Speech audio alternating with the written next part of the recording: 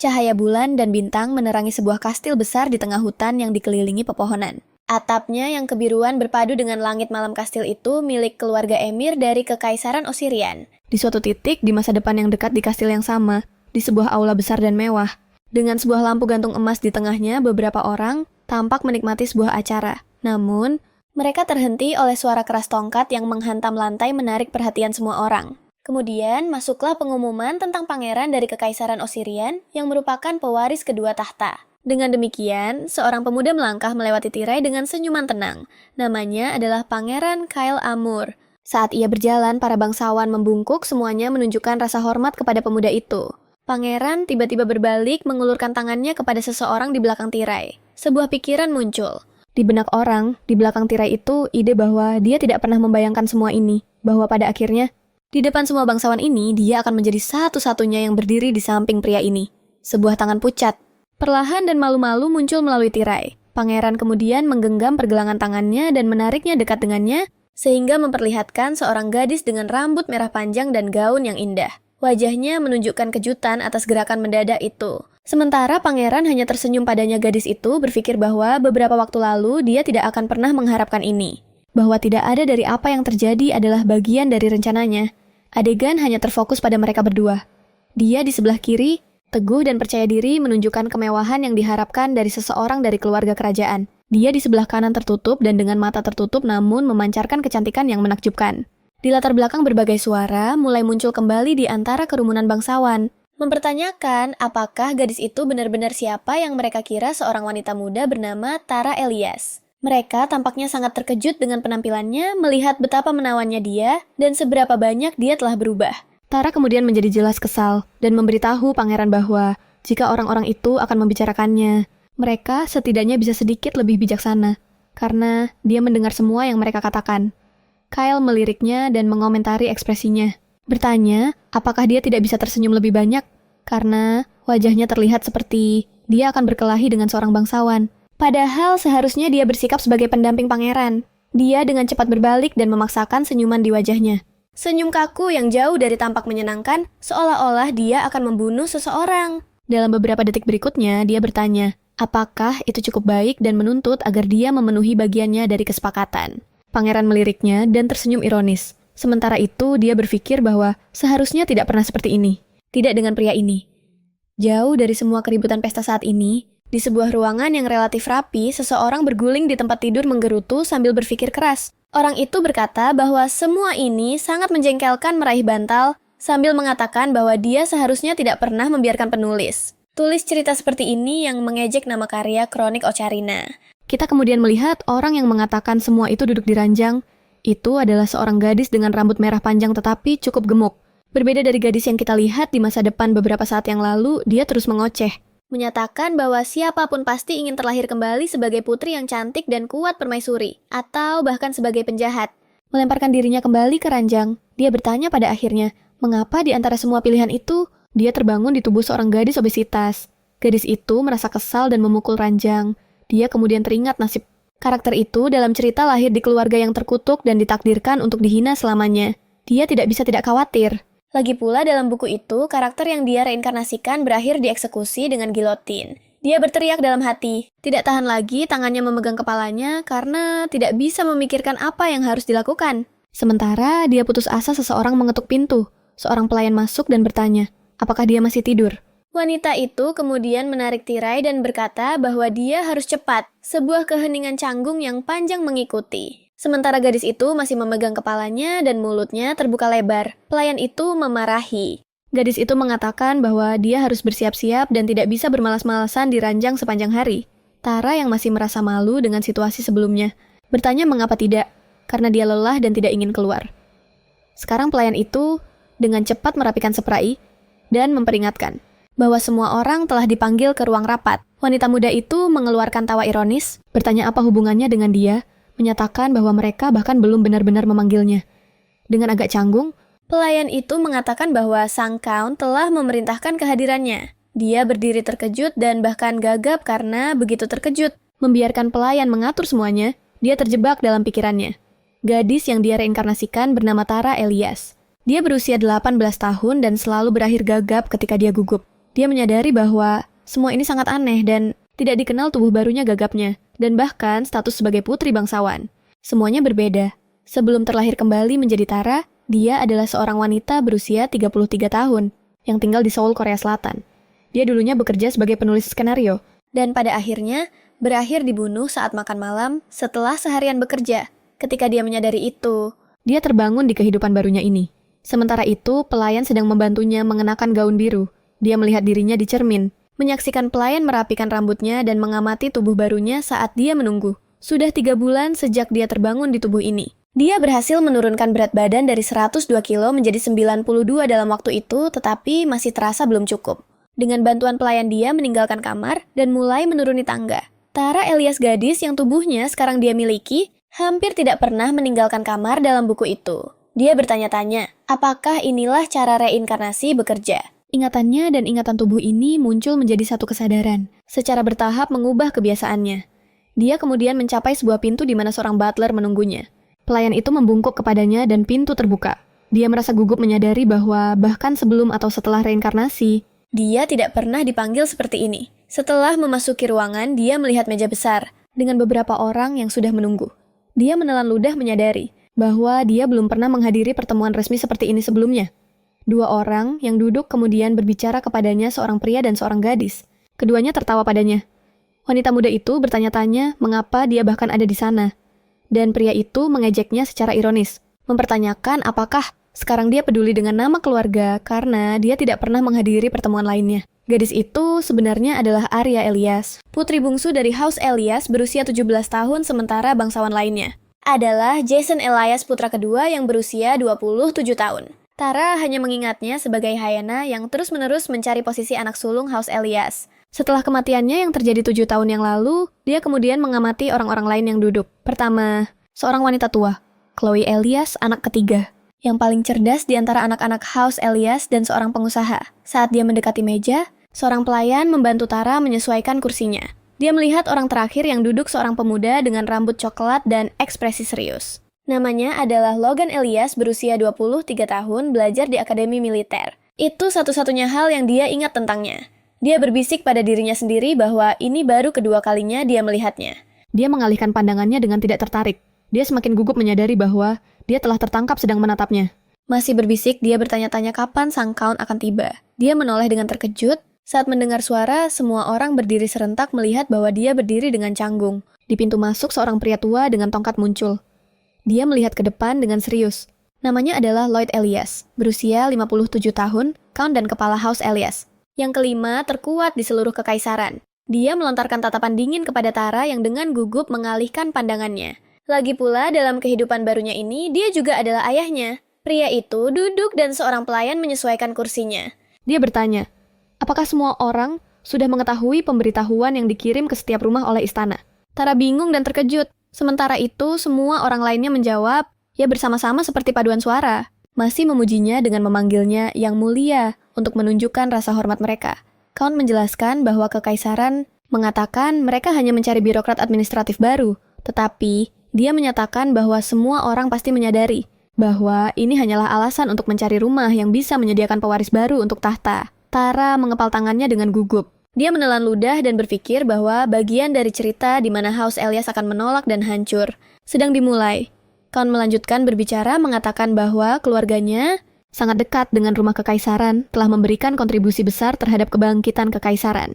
Dia kemudian terjebak dalam kenangan saat dia mengatakan bahwa House Elias mungkin telah kehilangan sebagian sinarnya, dan bertanya-tanya, apakah semuanya akan berbeda jika anak itu tidak meninggalkan dunia ini? Kara menatapnya dengan kepala tertunduk mencoba mengingat siapa anak yang dia maksud.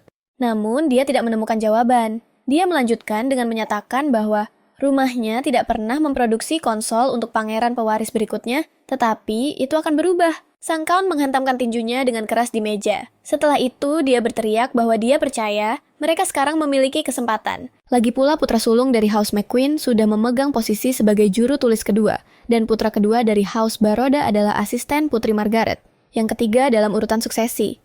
Dia mengatakan bahwa dia tidak mengerti bagaimana mereka adalah satu-satunya rumah besar yang masih tidak memiliki siapapun di istana kekaisaran marah pada mereka yang mengatakan bahwa House Elias terlihat lebih seperti rumah pedagang daripada rumah bangsawan, menjadi aib terbesar dalam hidupnya. Kemudian dia menyatakan bahwa siapapun dari House Elias yang berhasil lulus ujian untuk mendapatkan kehormatan menjadi juru tulis pertama kekaisaran akan menerima gelarnya dan bersamanya. Salah satu tanahnya Pantheon di wilayah barat kekaisaran. Semua anak-anaknya terkejut. Tara hampir mengutuk dalam hati seorang pelayan, menginterupsi mengumumkan bahwa makan siang telah disajikan. Dan pertemuan akan dilanjutkan setelah makan meminta semua orang untuk menuju ke ruang makan. Semua orang terus berbicara di antara mereka sendiri, masih memproses informasi tersebut. Tara meninggalkan ruangan dengan ekspresi khawatir. Sudah di kamarnya, dia menulis di buku catatan. Sementara, setengah makanan masih tergeletak di piring. Dia berpikir keras bahwa hadiah yang ditawarkan ayahnya, sang Count, adalah sekitar sepertiga dari kekayaan House Elias yang merupakan yang kelima terkuat di kekaisaran. Selain itu, lokasi tanah Pantheon sangat istimewa dekat dengan Kadipaten Kan. Sebuah tempat dengan akses ke barang-barang mewah yang akan memberikan siapapun yang memerintah Pantheon monopoli atas penjualannya. Menggigit pulpen dalam pikirannya, dia menyadari bahwa ini pada dasarnya adalah semua yang dia butuhkan untuk menjadi pewaris berikutnya dari House Elias. Dan itu akan bodoh jika tidak berpartisipasi. Sementara itu, pelayannya tiba, menanyakan apakah dia akan bergabung untuk makan siang. Tara berkata bahwa dia tidak benar-benar lapar, hanya ingin makan beberapa camilan. Pelayan melihat tumpukan kue dan makanan manis terkejut bahwa dia menganggap itu hanya sedikit sudah mengumpulkan tumpukan piring. Pelayan bertanya, mengapa dia memanggilnya berpikir gadis itu hanya ingin dia membawa lebih banyak camilan. Tara kemudian memintanya untuk memberitahu. Dia ketika makan siang di ruang makan selesai dan pelayan setuju. Sendirian lagi Tara berkata bahwa garis keturunan Elias adalah masalahnya. Apapun yang terjadi, dia harus mencegah mereka masuk ke pengadilan kerajaan. Sambil makan sandwich, dia menyadari bahwa tidak ada dari mereka yang tampaknya bersedia membiarkan kesempatan yang menggoda itu terlewatkan. Tidak tahu apa yang harus dilakukan pada akhirnya. Sementara itu, di ruang makan Jason kemudian mempertanyakan ayahnya apakah mereka akan meninggalkan perjanjian komersial mereka. Sang Count membalas, mengatakan bahwa siapapun yang lulus ujian juru tulis juga harus memiliki kemampuan untuk mengawasi semua kesepakatan yang telah mereka lakukan. Tidak tahu apa yang harus dilakukan. Pada akhirnya, sementara di ruang makan Jason kemudian mempertanyakan ayahnya apakah mereka akan meninggalkan perjanjian komersial mereka. Sang Count membalas, mengatakan bahwa siapapun yang lulus ujian juru tulis juga harus memiliki kemampuan untuk mengawasi semua kesepakatan yang telah mereka lakukan. Secara komersial, tanpa perlu meninggalkan apapun. Tara berpikir bahwa Jason, meskipun begitu, bukanlah orang yang paling cerdas, dia sedikit bodoh. Selalu memprioritaskan koneksinya untuk saat dia mencoba naik sebagai pemimpin baru House Elias. Logan mengangkat tangannya dan berbicara kepada ayahnya. Dia bertanya, apakah dia bisa mempercepat kelulusannya, sehingga bisa fokus pada ujian. Count setuju dan mengatakan bahwa dia akan berbicara dengan kepala sekolah agar dia bisa lulus bulan depan. Tara berpikir bahwa dia benar-benar tidak bisa membaca apa yang dipikirkan karena dia sangat tanpa ekspresi. Setelah itu, Chloe juga mengangkat tangannya untuk berbicara. Dia bertanya berapa lama waktu yang dibutuhkan untuk istana mendelegasikan posisi juru tulis. Dia menyatakan bahwa itu akan memakan waktu sekitar 2 hingga 3 tahun, mengandalkan raja saat ini untuk turun tahta dalam periode itu. Sementara itu, di kamarnya Tara yang sedang menulis di buku catatannya tentang pendapatnya tentang saudara-saudaranya terdiam. Dia telah menulis bahwa Chloe adalah kandidat yang hebat dan bahwa Logan tampak tidak berotak. Tara tiba-tiba menyadari bahwa ini cocok dengan apa yang ada di buku bahwa dalam 3 tahun Raja akan turun tahta. Dan dia hanya memiliki waktu itu untuk mengubah masa depan House Elias yang mengerikan. Jantungnya mulai berdebar dengan pemikiran itu. Sampai seseorang mengetuk pintu. Orang itu berkata bahwa makan siang sudah selesai dan dia bisa turun. Dia menelan ludah dan berdiri dengan tekad, menyadari bagian mana dari buku yang sekarang dia masuki. Dia mulai menuruni tangga. Langkah demi langkah dengan bantuan pelayan. Arya mendekat, dan pelayan menyadari membisikkan bahwa dia akan meninggalkan mereka sendirian. Arya bergegas turun, sambil memegang gaunnya saat tumitnya mengeluarkan suara. Tara terkejut, mencoba untuk menghindar. Arya tertawa dan memberitahunya untuk menjauh, sambil sengaja menabraknya. Tidak seimbang, Tara hampir jatuh, tetapi berhasil meraih pegangan tangga tepat waktu. Terkejut, dia bertanya apakah itu disengaja.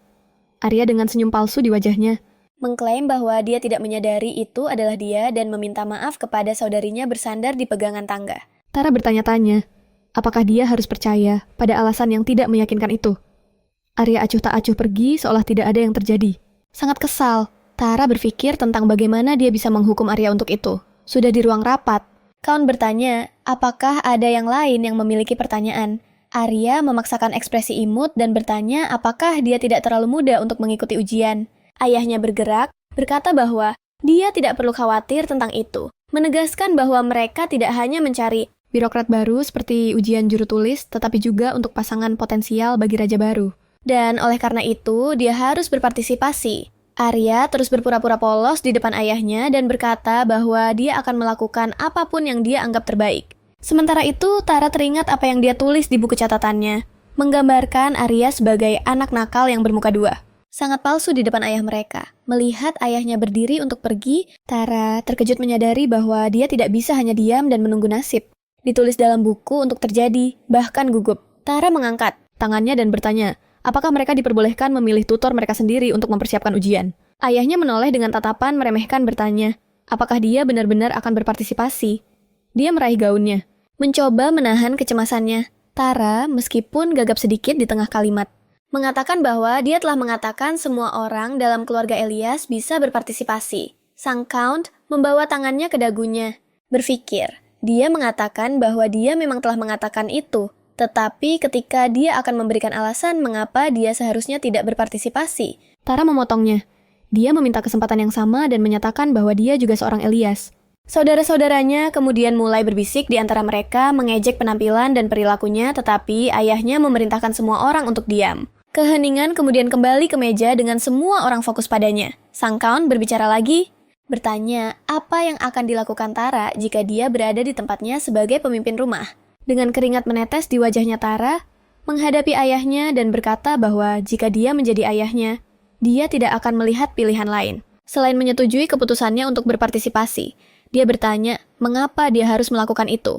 Tara berkata karena dia harus sama di antara semua anaknya. Ayahnya meletakkan tangannya di dahi, kesal menyimpulkan bahwa meskipun dia seharusnya, dia tidak pernah melakukan apapun untuk nama Elias. Memberinya kesempatan yang sama pada dasarnya akan menjadi tamparan bagi yang lain. Dia mencoba meyakinkannya dengan mengatakan bahwa rumah Elias hanya makmur karena kepercayaan di antara anggotanya. Mereka kemudian saling menatap dalam keheningan, sementara anak-anak Count lainnya berbisik di antara mereka terkejut dengan perilakunya. Mencoba memahami dari mana dia belajar berbicara seperti itu menghadapi ayahnya sendiri. Berpikir dan kesal Lloyd, Elias meminta semua orang untuk diam lagi. Dia bertanya, apakah dia benar-benar berbicara tentang kepercayaan? Tre menarik napas dalam-dalam dan membawa tangannya ke dadanya, berkata bahwa kepercayaan berjalan berdampingan dengan kekuasaan, dan sebagai pemimpin rumahnya, dia harus selalu menghormati apa yang dia katakan sendiri. Mengangkat pandangannya, dia berjanji untuk tidak mengecewakannya, dan meminta kesempatan untuk membuktikannya. Sang Count berdiri. Dia bertanya, apakah sudah benar 3 bulan? Dia terkejut tetapi mengonfirmasi bahwa ya sudah 3 bulan sejak dia terbangun. Sang Count bergerak menuju pintu. Sementara itu, dia menegaskan bahwa karena dia berbicara kebenaran dan mengajarkan, kepercayaan dia pasti memiliki kapasitas untuk memikul beban yang menyertainya. Dia berbalik ke samping, meminta pelayan untuk membawakan tongkatnya. Sang Count melanjutkan mengatakan bahwa untuk hari ini percakapan sudah selesai. Juga memberitahu mereka untuk berbicara dengan pelayan tentang tutor yang akan mereka pilih.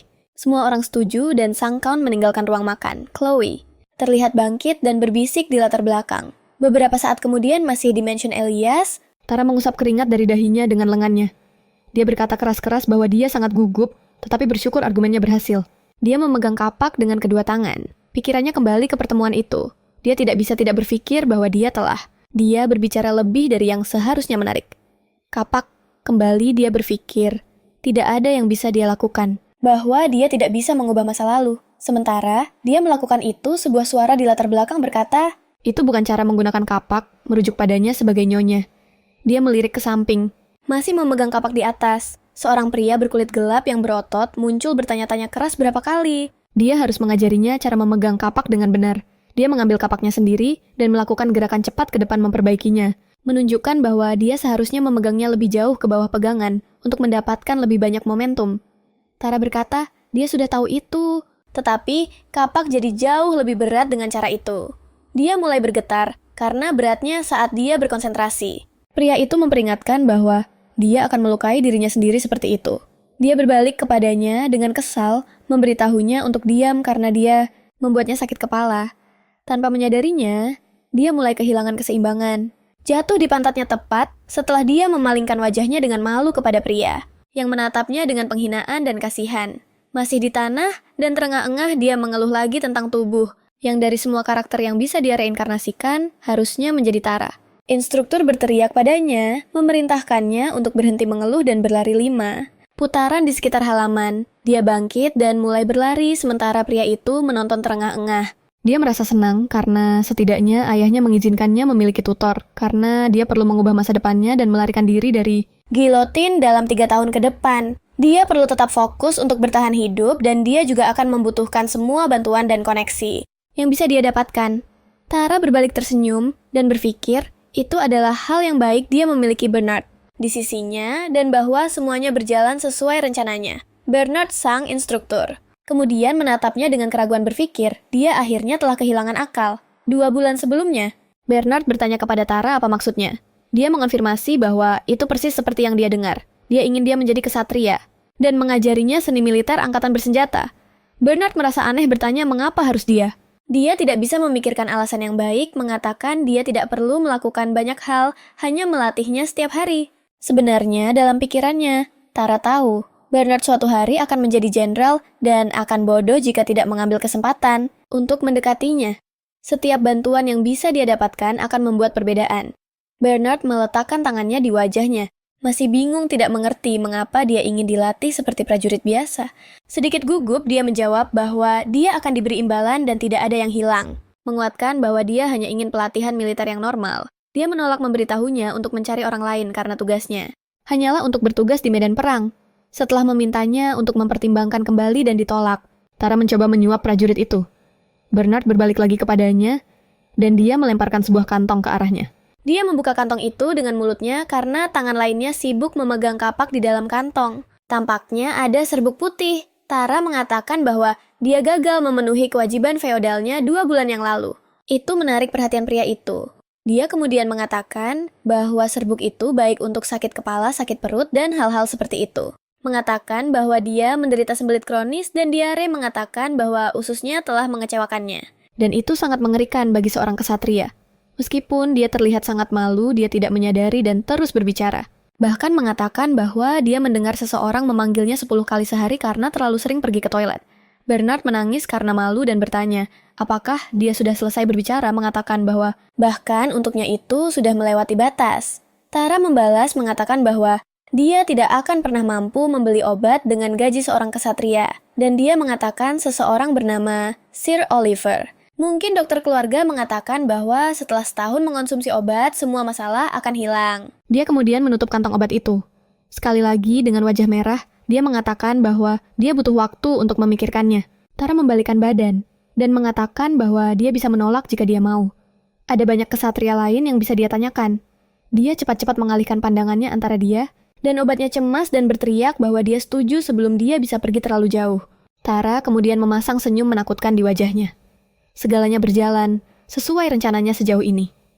Dia berbalik kepada Bernard dengan senyum tulus dan memberitahunya bahwa dia akan menyediakan obat dan kompensasi uang untuk pelatihan. Kembali ke masa kini, Tara benar-benar kotor dari latihannya. Namun, dia tidak bisa berhenti tertawa mengklaim bahwa dia tahu seluruh cerita masa depan. Meskipun menurut ingatannya, cerita itu pendek dan dibatalkan setelah 60 episode, tetapi dia ingin meyakinkan dirinya bahwa semuanya baik-baik saja. Melihat dari dalam istana ke arah Tara yang berlutut di halaman dan tertawa gila adalah ayahnya sang Count. Dia sedang berbicara dengan seorang pelayan. Pelayan itu mengatakan bahwa dia mendengar bahwa Tara terobsesi dengan menulis dan telah banyak berkembang dalam 3 bulan terakhir. Sang Count mengatakan bahwa dia tahu dia telah berkembang. Dia hanya tidak menyangka dia akan menjadi begitu pintar. Pelayan itu kemudian mengatakan bahwa menurut Oliver, ternyata dokternya, dia tidak menunjukkan efek samping dan gagapnya telah banyak membaik meskipun bentuk fisiknya tidak banyak berubah.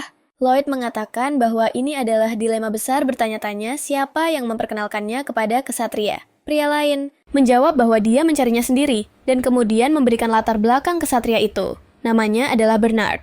Dia berusia 23 tahun. Senjata pilihannya adalah kapak.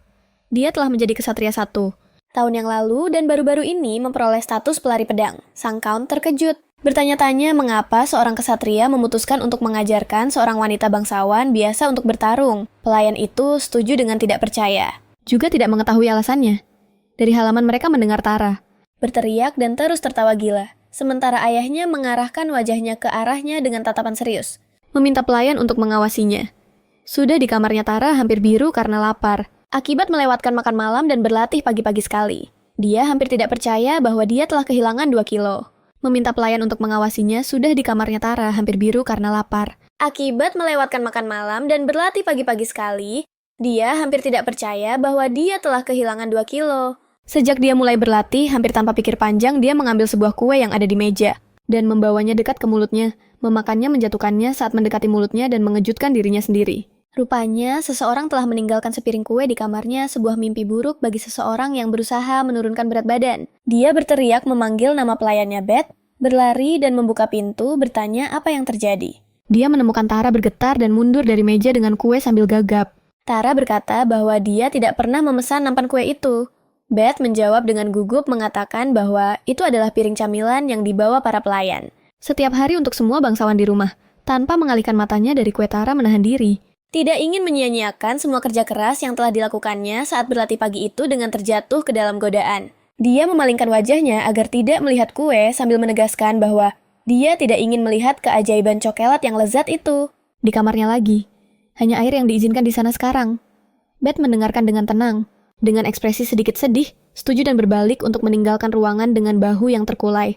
Tara kemudian menyadari kesalahannya meminta maaf karena bersikap sedikit kasar dan karena berteriak sebelumnya. Beth menoleh kembali bingung.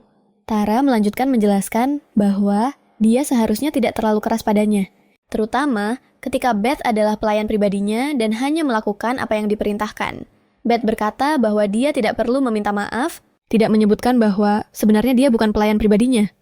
Tara tidak mengerti, membeku di tempat Beth, kemudian menjelaskan bahwa sejak dia tidak sadarkan diri, begitu lama mereka memutuskan bahwa dia tidak membutuhkan pelayan pribadi, dan sekarang dia mengikuti perintah Countess. Dengan merawatnya, terkadang Tara berpikir keras bahwa sejak Beth sering datang ke sini, itu memberinya kesan yang salah.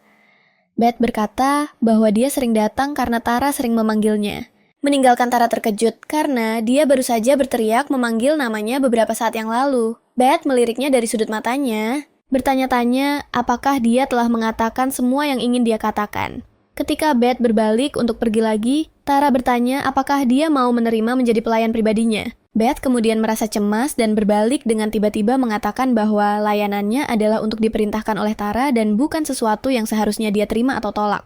Tara berkata bahwa dia tidak bisa memaksanya melakukan sesuatu yang tidak ingin dia lakukan. Pelayan itu memerah. Dia tidak pernah memiliki kesempatan untuk memilih apapun sebelumnya.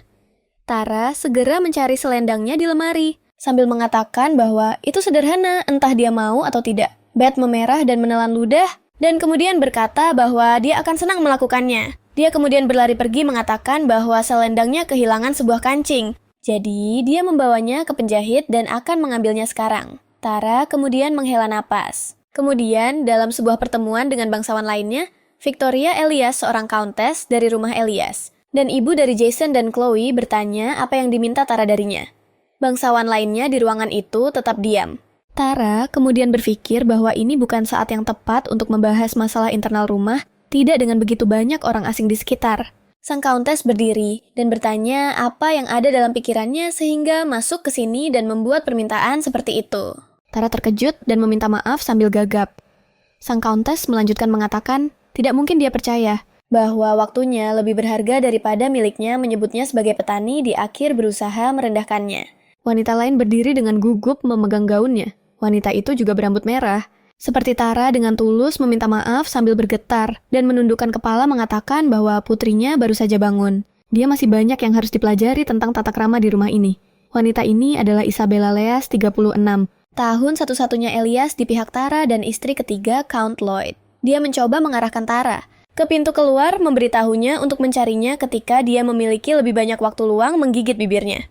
Dengan marah Tara berpikir bahwa meskipun dia selalu diperlakukan buruk oleh sang countess, itu tidak pernah sejauh ini. Tapi tampaknya dia harus menunggu.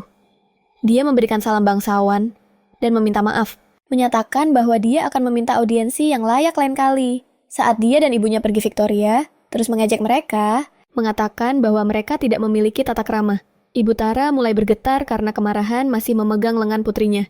Tara berbisik bahwa dia mungkin memiliki lebih banyak yang hilang daripada yang didapat jika dia terus berbicara. Namun melihat ibunya dalam situasi itu adalah batas terakhir.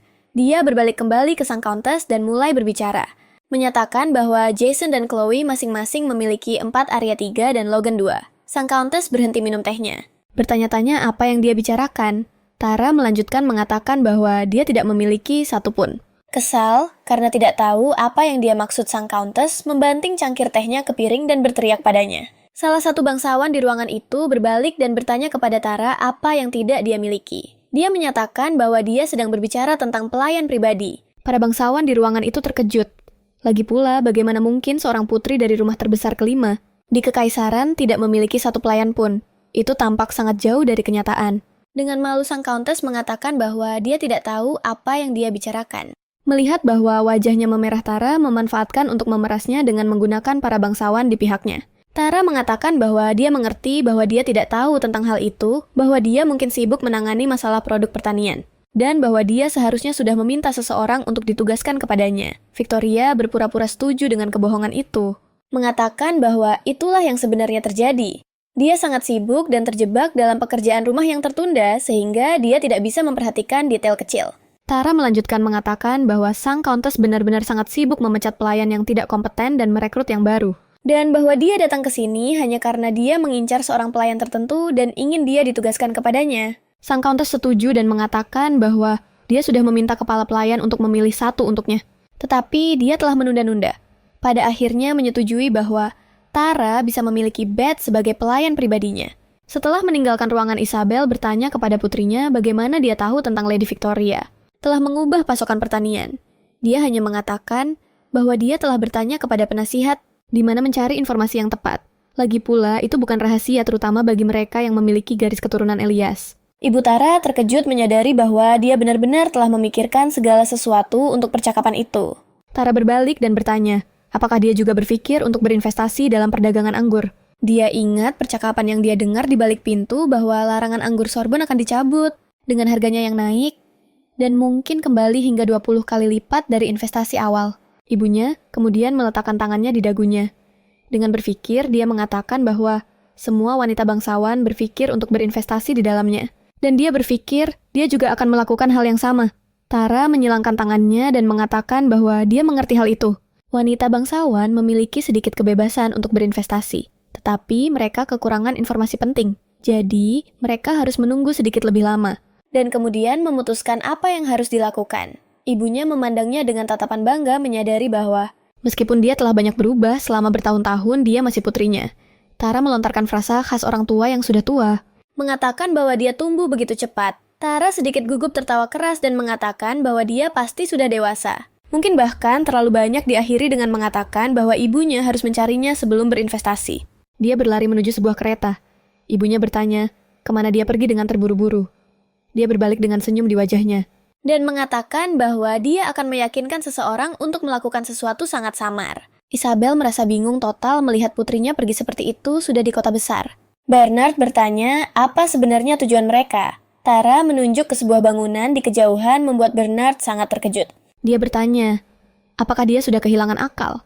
Dia mengatakan bahwa dia sepenuhnya waras dan secara ironis berterima kasih padanya atas kepeduliannya. Setelah beberapa waktu berjalan, Bernard mulai mengeluh mengatakan bahwa sangat menyedihkan bagaimana para ksatria berjuang dengan berani di medan perang, dan dia di sini bermain pengasuh.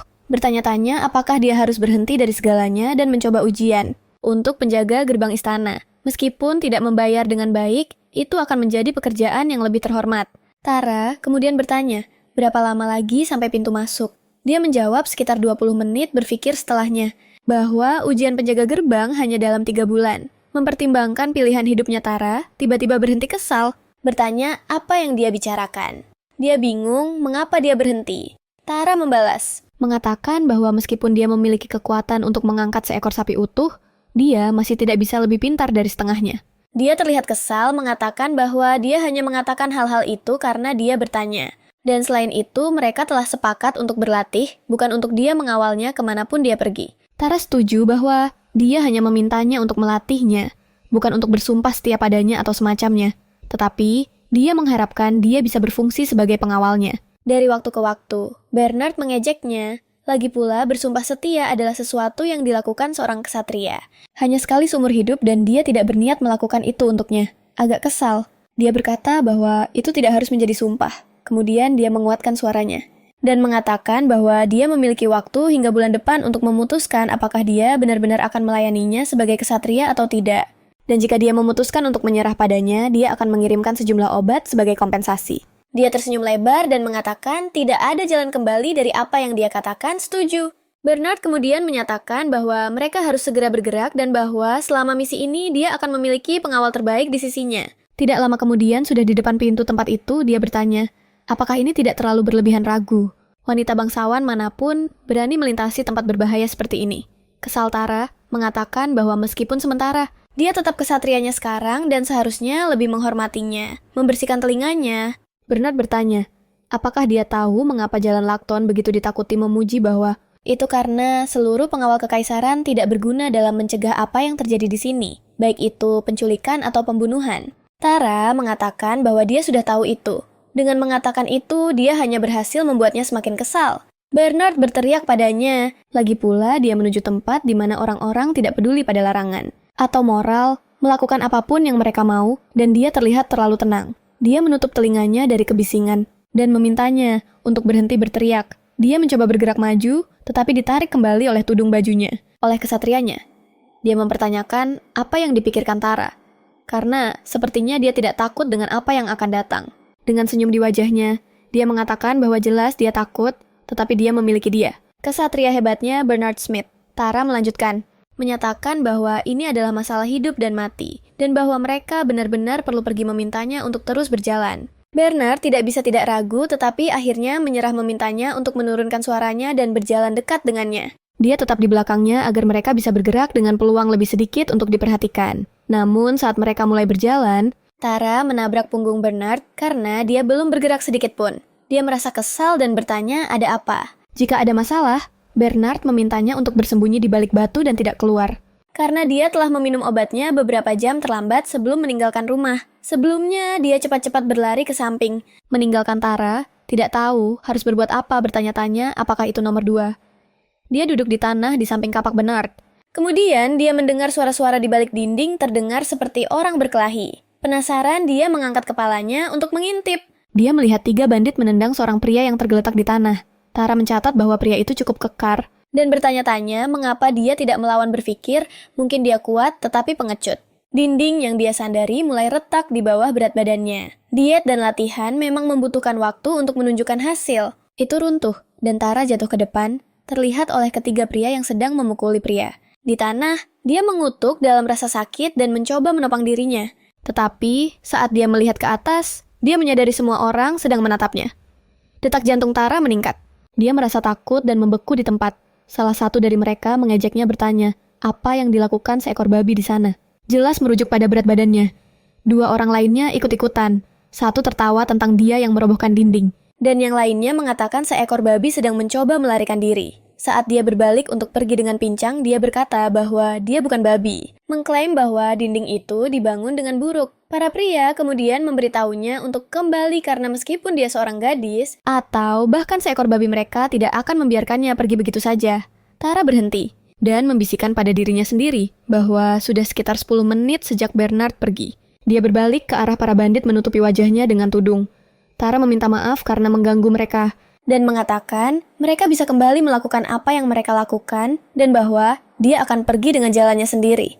Para bandit merasa tersinggung dengan usahanya, memberi mereka perintah menuntut pembayaran untuk gangguan itu. Dia memalingkan wajahnya dan menutup hidungnya sambil mengulurkan sebuah koin emas kepada mereka. Bandit berambut coklat itu menjadi bersemangat, mengatakan bahwa babi kecil yang mereka temukan juga kaya. Tetapi dia tidak tertarik pada satu koin. Dia menginginkan kantong di pinggangnya, yang memiliki lebih dari 2 kali lipat dari itu. Tara meyakinkannya bahwa dia membayar untuk waktu yang diambil dari mereka, dan itu persis apa yang waktu itu layak tidak lebih. Para pencuri menjadi kesal. Mereka segera mengatakan bahwa dia tidak bisa membela diri melawan mereka dan harus menyerahkan semua yang dia miliki. Dia menelan ludah dan berkata bahwa sebenarnya dia bisa membela diri. Mereka tertawa bertanya-tanya bagaimana. Dia dengan cepat berjongkok dan berkata seperti ini lalu berteriak nama Bernard sekeras mungkin dari kejauhan.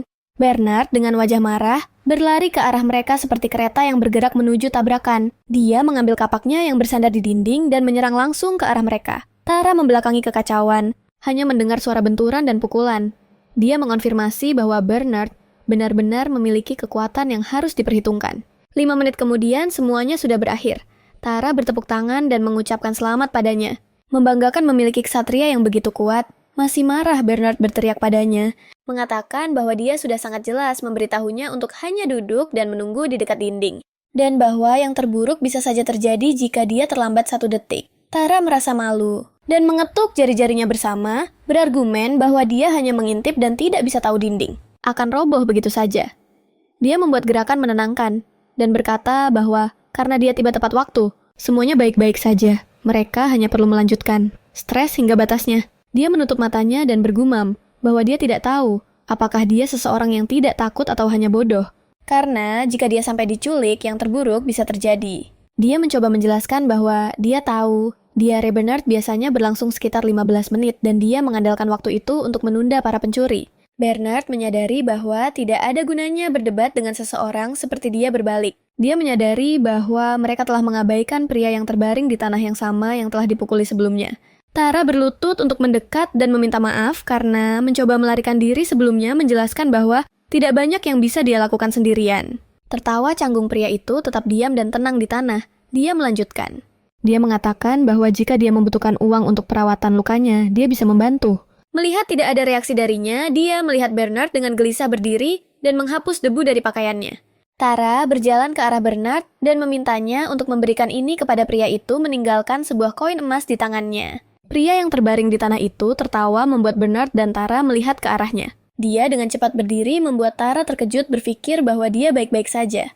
Wajah di balik tudung terungkap seorang pemuda tersenyum dengan rambut coklat. Sambil tersenyum, dia bertanya, apa yang akan dia lakukan jika bahkan 100 keping emas tidak cukup untuk membayar? Tara terdiam. Sementara Bernard mengutuk memanggilnya bajingan dan mengatakan bahwa mereka baru saja menyelamatkan nyawanya.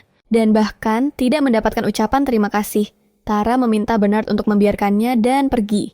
Bernard masih ingin berdebat dengan pemuda itu, tetapi Tara menahan dan menarik lengannya. Dia tidak mengerti pada awalnya. Tetapi di wajah Tara ada ekspresi ketakutan, dan dia mengulangi bahwa mereka harus pergi. Bahkan dengan enggan, dia setuju dan mereka menjauh dari pemuda bertudung itu. Pemuda itu mengawasi mereka pergi dan tertawa melihat situasi itu. Menemukan lucu bahwa dia telah menawarkan sebuah koin emas. Beberapa saat kemudian, saat mereka berjalan, Bernard bertanya mengapa mereka pergi seperti itu. Itu bahkan tidak terlihat seperti sesuatu yang akan dia lakukan dan dia terlihat lebih ketakutan dari biasanya saat menghapus debu dari jubahnya. Tara mengatakan bahwa itu lebih merupakan insting daripada ketakutan. Dia menunjukkan bahwa dia sama sekali tidak berbau yang tidak biasa untuk seseorang yang mengenakan pakaian compang-camping dan terlihat seperti pengemis yang berarti ada sesuatu yang aneh tentang ceritanya. Bernard mengabaikan itu dan bertanya, apakah dia mencium baunya. Dia mengatakan itu bukan intinya. Dia sama sekali tidak terdengar seperti orang biasa, terutama saat dia berbicara. Suaranya seperti orang kaya. Meskipun begitu, dia tidak mengerti mempertanyakan bahwa dia hanya terlihat seperti orang lemah yang dipukuli oleh orang-orang yang setengah ukuran tubuhnya, dan bahwa dia bisa saja menawarkan uang jika itu masalahnya. Tara mengklik lidahnya mengatakan bahwa itu bukan hanya tentang uang. Dia tampaknya memiliki semacam kekuatan atau otoritas. Jadi, lebih baik menghindari interaksi apapun. Dia juga menjelaskan bahwa dia tidak ingin konflik yang tidak perlu. Jadi, lebih baik untuk melupakan itu dan fokus. Bernard tetap diam dan hanya membersihkan telinganya. Mereka memasuki semacam bar dan duduk. Tara menjadi introspektif mencoba mencari tahu siapa pria itu. Dia mengingat kehidupan masa lalunya yang pernah bekerja di sebuah program televisi saat itu. Dia biasa mencari berbagai cendekiawan setiap minggu untuk berpartisipasi dalam acara. Sebagian besar dari mereka adalah spesialis hebat di bidangnya. Masing-masing dari mereka memiliki aura yang mengesankan membuatnya menyadari bahwa mereka jauh di atasnya. Dia telah memperhatikan aura yang sama. Dalam pria yang mereka selamatkan sebelumnya hanya jauh lebih intens. Dia mempertanyakan, identitasnya bertanya-tanya, apakah insiden ini adalah bagian dari cerita asli. Kemudian dia menyadari bahwa dia adalah variabel yang tidak dia ketahui, jadi lebih baik menghindarinya agar tidak menyebabkan bencana. Bernard tampak gelisah. Dia bertanya ada apa. Tiba-tiba sebuah suara menyapanya mengatakan betapa imut dan menggemaskannya dia. juga bertanya apa yang dia inginkan. Tara sedikit kesal berpikir seseorang sedang mengejeknya. Dia menyadari seorang wanita di counter sedang berbicara kepada mereka. Wanita itu mengatakan mereka adalah pasangan yang menarik dan diakhiri dengan bertanya, apa yang diinginkan Bernard? Memanggilnya sebagai ksatria yang kuat. Tara terkejut melihat bahwa alih-alih mengejeknya wanita itu sebenarnya memiliki lebih banyak lekuk daripada dia. Bernard batuk untuk menyembunyikan rasa malunya dan mengatakan dia hanya ingin bir. Dia sedikit memerah, sesuatu yang tidak dilewatkan oleh Tara. Dia membersihkan tenggorokannya dan mengatakan dia ingin sejenis minuman keras panas dengan nama yang sangat spesifik. Bartender bertanya, apakah dia yakin dengan pesanan itu? Tara mengatakan, itu persisnya. Bertanya, berapa lama dia harus menunggu. Wanita itu menemukan itu menarik dan mengatakan sekitar setengah jam. Karena mereka kekurangan stok. Sementara itu, dia akan membawa bir untuk Bernard pergi ke belakang toko. Dia mengatakan, malam harus menunggu beberapa menit sampai dia kembali. Karena dia harus mengurus pesanan nyonya muda itu. Saat Bernard mulai minum, Tara berkomentar bahwa dia telah menemukan selera Bernard dalam wanita, bahkan bertanya apakah dia selalu memiliki kelemahan untuk wanita berlekuk. Bernard sangat terkejut, sehingga dia memuntahkan minumannya gemetar dan malu. Dia mengatakan bahwa seorang wanita sepertinya tidak seharusnya mengatakan hal-hal seperti itu. Tertawa dia mengatakan dia tahu bahwa dia tidak seperti bangsawan lainnya. Membersihkan tenggorokannya dan mengatur dirinya. Bernard bertanya, mengapa dia memesan minuman keras yang begitu kuat? Tara mengatakan, dia bahkan belum pernah mencoba sesuatu seperti itu. Lagi pula dalam kenyataannya, minuman yang dia pesan, bahkan tidak ada membuatnya sangat bingung. Di tempat terdekat pemuda bertudung yang diselamatkan, Tara dan Bernard sedang berbicara dengan orang lain. Salah satu dari mereka mengatakan tidak ada alasan baginya untuk terlibat secara pribadi dalam sesuatu seperti itu.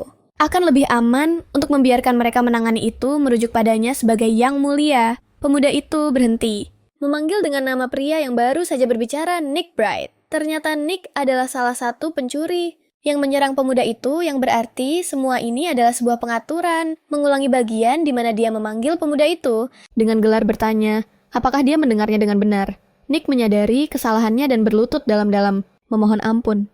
Pemuda itu mengatakan dia tidak pernah campur tangan dalam sesuatu tanpa alasan, dan bahwa memanggilnya dengan gelarnya di depan umum akan membuatnya mendapatkan 500 putaran hukuman. Di halaman istana, Nick mengerti dan menggunakan peti-peti di dekatnya untuk pergi ke suatu arah. Sementara itu, pemuda itu berbicara kepada orang-orang yang hadir mengatakan bahwa ketika kapal dagang berlabuh di malam hari mereka akan menyusup. Dan setelah membantu menurunkan anggur, mereka akan mengetahui tujuannya. Meletakkan tangannya dengan berpikir di dagunya. Dia mengatakan bahwa geng Lacton kemungkinan akan tidak beraksi untuk sementara waktu setelah operasi malam ini. Dan jika bukan karena gadis dengan koin emas itu, mereka mungkin bisa menggali sedikit lebih dalam. Dia bertanya informasi apa yang mereka miliki tentang tavern. Dia pergi ke pria lainnya lalu menjawab. Mengatakan bahwa dia tidak memiliki hubungan dengan geng yang mereka selidiki meskipun mereka tidak pernah menyerang pelanggan biasa di tavern yang terasa aneh. Pemuda itu menunjukkan bahwa orang di balik ini adalah rubah cerdik yang sudah mengetahui keberadaannya tetapi belum mengambil tindakan. Bertanya-tanya apakah mereka mencoba membuktikan netralitas atau semacamnya. Pria itu bertanya apakah dia harus menyelidiki kedua orang yang mengganggu sebelumnya, yaitu Tara dan Bernard.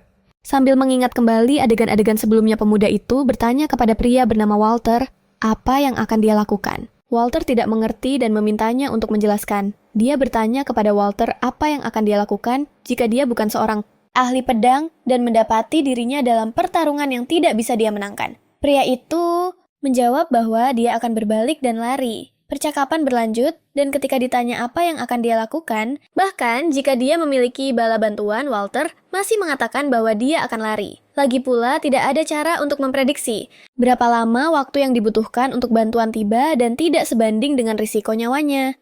Pemuda itu tertawa dan mengatakan bahwa dia benar sekali.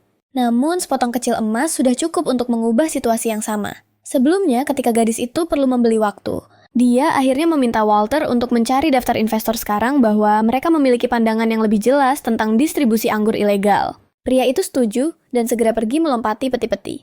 Sama seperti Nick, pemuda itu menurunkan tudungnya. Akhirnya dia berpikir bahwa dia bisa menahan penghinaan, berpura-pura menjadi pengemis jika itu untuk kebaikan yang lebih besar. Bersyukur karena diabaikan sampai sekarang.